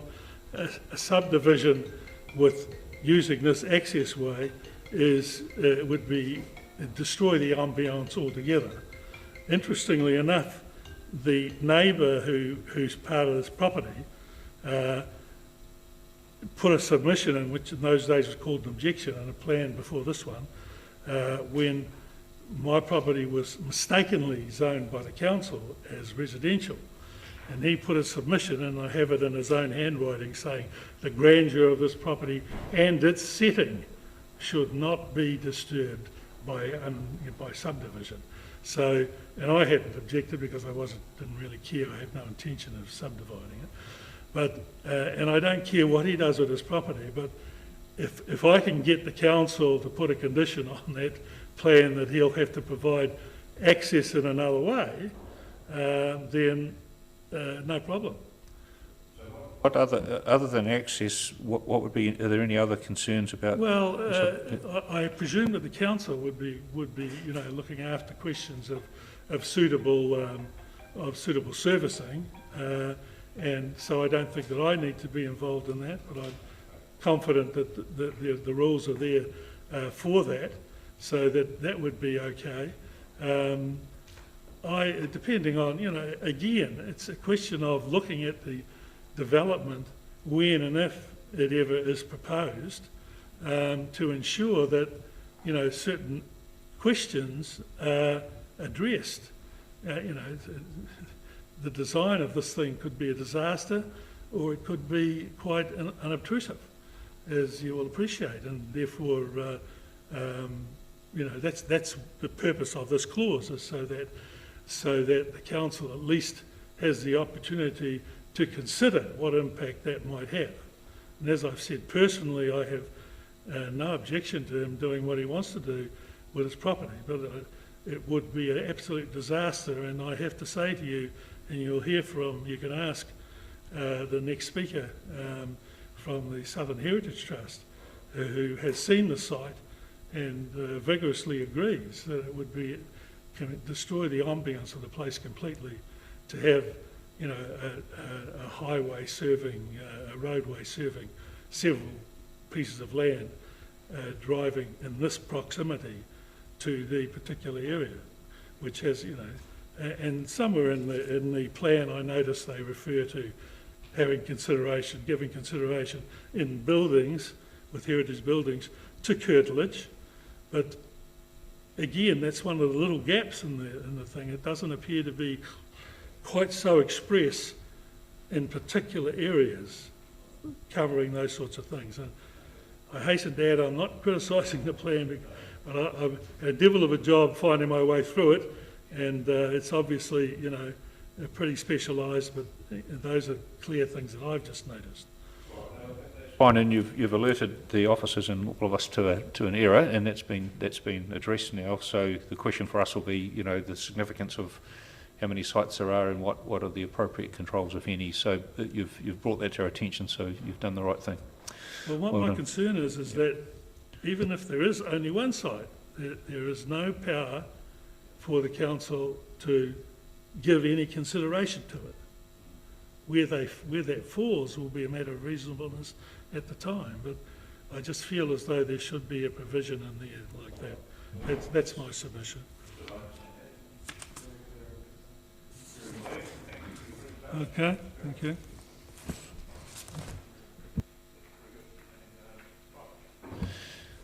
We'll now move on to the next submitter, which is Joe Gaylor and Anne Busby, Southern Heritage Trust. Okay, and she's going to zoom in, is that right? Okay, very good. So Anne's here, okay, very good.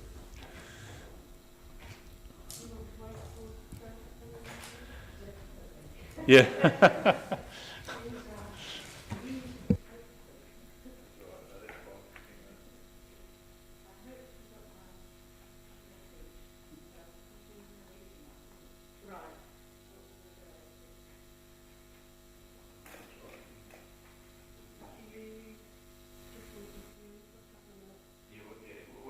We'll just adjourn for a couple of minutes. You've done well to come along earlier than we expected anyway, so thanks for doing that, and we'll just wait patiently. That's fine.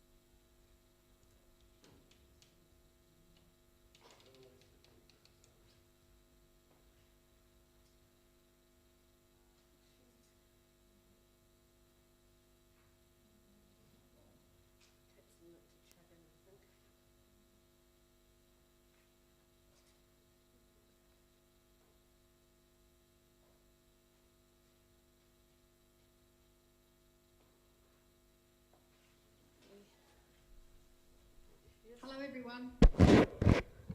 Hello. Hear us? Can you hear us okay? Apologies, It's I've been okay. sitting here on mute for a bit. All right. Okay. All right. Hey, thanks for coming in, and I think we're ready to reconvene now, so thank you for that. Ms. Gaylor, is it Joe? Yes, and Anne Barsby's here. She's here in person, and your combined presentation for the Southern Heritage Trust, and you're a further submitter to a number of submissions, including Mr. Farry and some others. So yeah, we've had a review of your submissions, and we're in your hands as to how you wish to present, and we might have some questions as well. So between you, you can address us how you wish. Great, thank you. So I'm Jo Gaylor, I'm the chair of the Southern Heritage Trust, and with me is also Anne, who's our principal trustee, who founded the trust. We have submitted, obviously you will have the submission that we put in, and no doubt you've all read it. It is a little bit long, but we think heritage is really important to the city, and we are, to be fair, a little bit worried about the complexity of the planning processes and just how we're yet to be, I suppose, satisfied as to how they will protect the bulk of our heritage that we have in light of the changes particularly to intensification in the city and the suburbs above the town belt. Because here, as you will know, looking out your window or driving into the city, we have so much of value and so much to lose if we get it wrong. So that's why we're really keen to ensure that the need for more housing doesn't override the importance of maintaining our heritage, which I understand is now one of the main reason why people want to visit our city. So, and you would have read our submission. We've tried to comment as best we can on the planning rules. Given the complexity of all the overlays and the online information that was there, we did our best. We've probably left out some important aspects to it, but I believe that really that's your plan. The DCC's role really is to come up with that protection that doesn't mean that we lose sort of some of our larger mansions and properties and the surrounds of those properties through subdivision and through inappropriate development. So, we are very keen not so much to always maintain the status quo. We recognise that there is a housing need, but our main plank is that we would like our heritage to be reused and to be repurposed for those needs as much as we possibly can, and keeping in mind good design and work that is commensurate with the beauty of architecture that we have in Dunedin currently. And keeping in mind that, of course, if we lose that, there'll be really less of a housing need anyway, because people won't want to live here like they do now for this very reason. So it's a balancing act, and I would like to now open up to you for any specific questions you might have. After, of course, Anne, you might like to add to what I've said, but I'm happy to answer as many questions as possible that you might have, having read our submission. Any things to thank add? you. Yes. Shall I just add one or two points that I feel strongly about, and just to emphasise that we have the backing of members, and many public comments have come our way. So we're not alone in this. There's great concern for retaining Dunedin's heritage character. We are the leading city at the moment, but we need to hang on to that in terms of what we have and protect it. And our citizens value this, and it's also the cultural aspects. It's not just the built and it looks pretty, and it gives everybody a sense of place. Now, this is very important in terms of our Dunedin's strategic strategies too. It's not just the buildings, the urban landscape as well. Streetscape is important. Often it's a single site, a single building that's looked at, but in context it makes a huge difference. Just going back to the Scribes building, for instance, that corner site was incredibly important, and it's lost, you know, that the whole square with the complete area, it's getting spoiled, and that happens all too easily. The amendments need to be complementary with the cultural heritage aspects. At the moment it's a sweeping broad brush approach, and I think there needs to be more policy, guidelines and process in terms of the protection, because at the moment intensification can be much simpler. Clearing, rebuilding. Demolition is another area that is often a dreadful mistake, and there should be more protections. So within the council departments, the policy needs to be there in order to have more safeguards. And,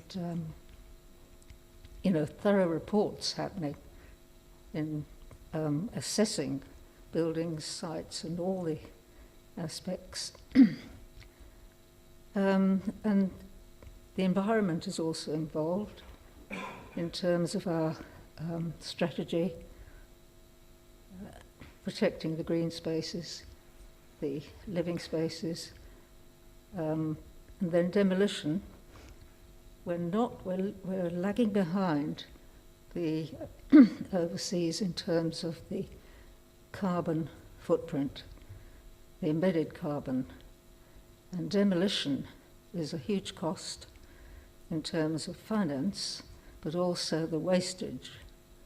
And it's proved that an existing building is always more economic than a new build. You've got the landfill, you've got the wasted material. There are so many aspects that we should have a firm policy to have assessed. And adaptive reuse, old buildings, they may be damp and cold and all the rest of it, but they can easily be brought up to the current expectation of life. I suppose that's the major thing I want to say, but we're not against redevelopment. It needs to be more sensitive in terms of approaching and the bigger picture looked at. So thank you. I'll just see if we have any questions of the commissioners. Any questions of either of these ladies? No? Okay. Thank you for that. And I just had one question really. We heard from David Murray this morning. I think it might have been just after lunch, but do you recall whether the Southern Heritage Trust lodged a further submission again in support of Mr. Murray? Do you recall? You did? Yes, that was correct. Oh, you did? Okay. Well, one of the things he suggested, the officer has responded to the submissions and suggested that the panel look at options to provide greater protection for heritage buildings, including one option would be a blanket ban on requiring resource consent for demolition of any buildings that are older than sort of 1940s. That would be one end of the extreme, I guess, and another would be to require assessments be undertaken of heritage buildings as part of any development for infill or intensification. So those were floated as potential options for the panel to look at, and Mr. Murray, when he spoke to us, he supported those options. Did you have any comment to make on that, either yes. Can I just throw in absolutely 100% do support that, in particular the assessment of heritage options as part of any new development, and to ensure that those assessments are meaningful and real, that we work, our heritage advisor with the City Council works closely with those developers to look at the options, because I think that with a lot of it, it's education and understanding that our heritage is part of, almost has to be seen as part of one whole benefit to the city. Once you start to remove that critical mass, we start to become a different city, and that means economic loss to us, I believe. So it's that important that that those types of provisions are put in there. It's a wee bit like saying that if wildlife were number 2 reason why people visited Dunedin, we wouldn't be building on top of our albatross colony.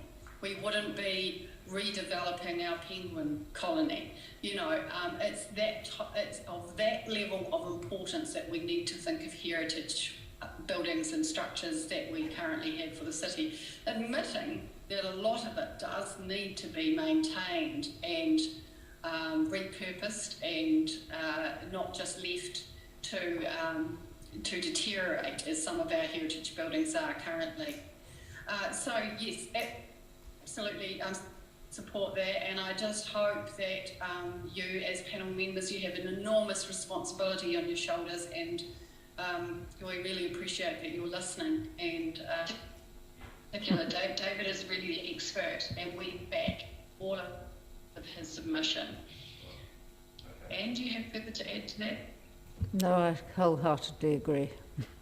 Because that's, you know, we certainly understand the concern. What the panel is looking at is the provisions themselves and the actual mechanics of potentially providing more protection for heritage buildings. So we're really interested to hear that you do support Mr. Murray and others who have, you know, raised those suggestions. So thank you for that. I've got no further questions. So, you know, thanks again for your time and effort. Thank you. Thank you very much. Okay. Yeah. Thank you, ladies. Well, just in terms of the hearing process, we've finished hearing from submitters for the day. We have got a legal opinion. We've got the written notes from Mr. Garbett, who presented some advice to us verbally this morning. He's provided some written notes which will be posted on the website tonight, probably, or at least tomorrow, for anyone to look at. It's in relation to the social housing provisions in particular. In terms of the process, we will reconvene in the morning at 9 a.m. and at this stage we haven't got many questions for officers, for the experts, but we're likely to have at least one question for Ms. Farmina and possibly Mr. Henderson. We're still discussing whether we need to ask them to come in or not, but I guess the important thing is to keep them on standby for the moment, and it's unlikely we'll have questions for the other experts at this stage, but we'll certainly update the hearing on that as we proceed. And I think that's probably all I need to cover at the moment, thanks everyone. We'll reconvene in the morning. Thank you.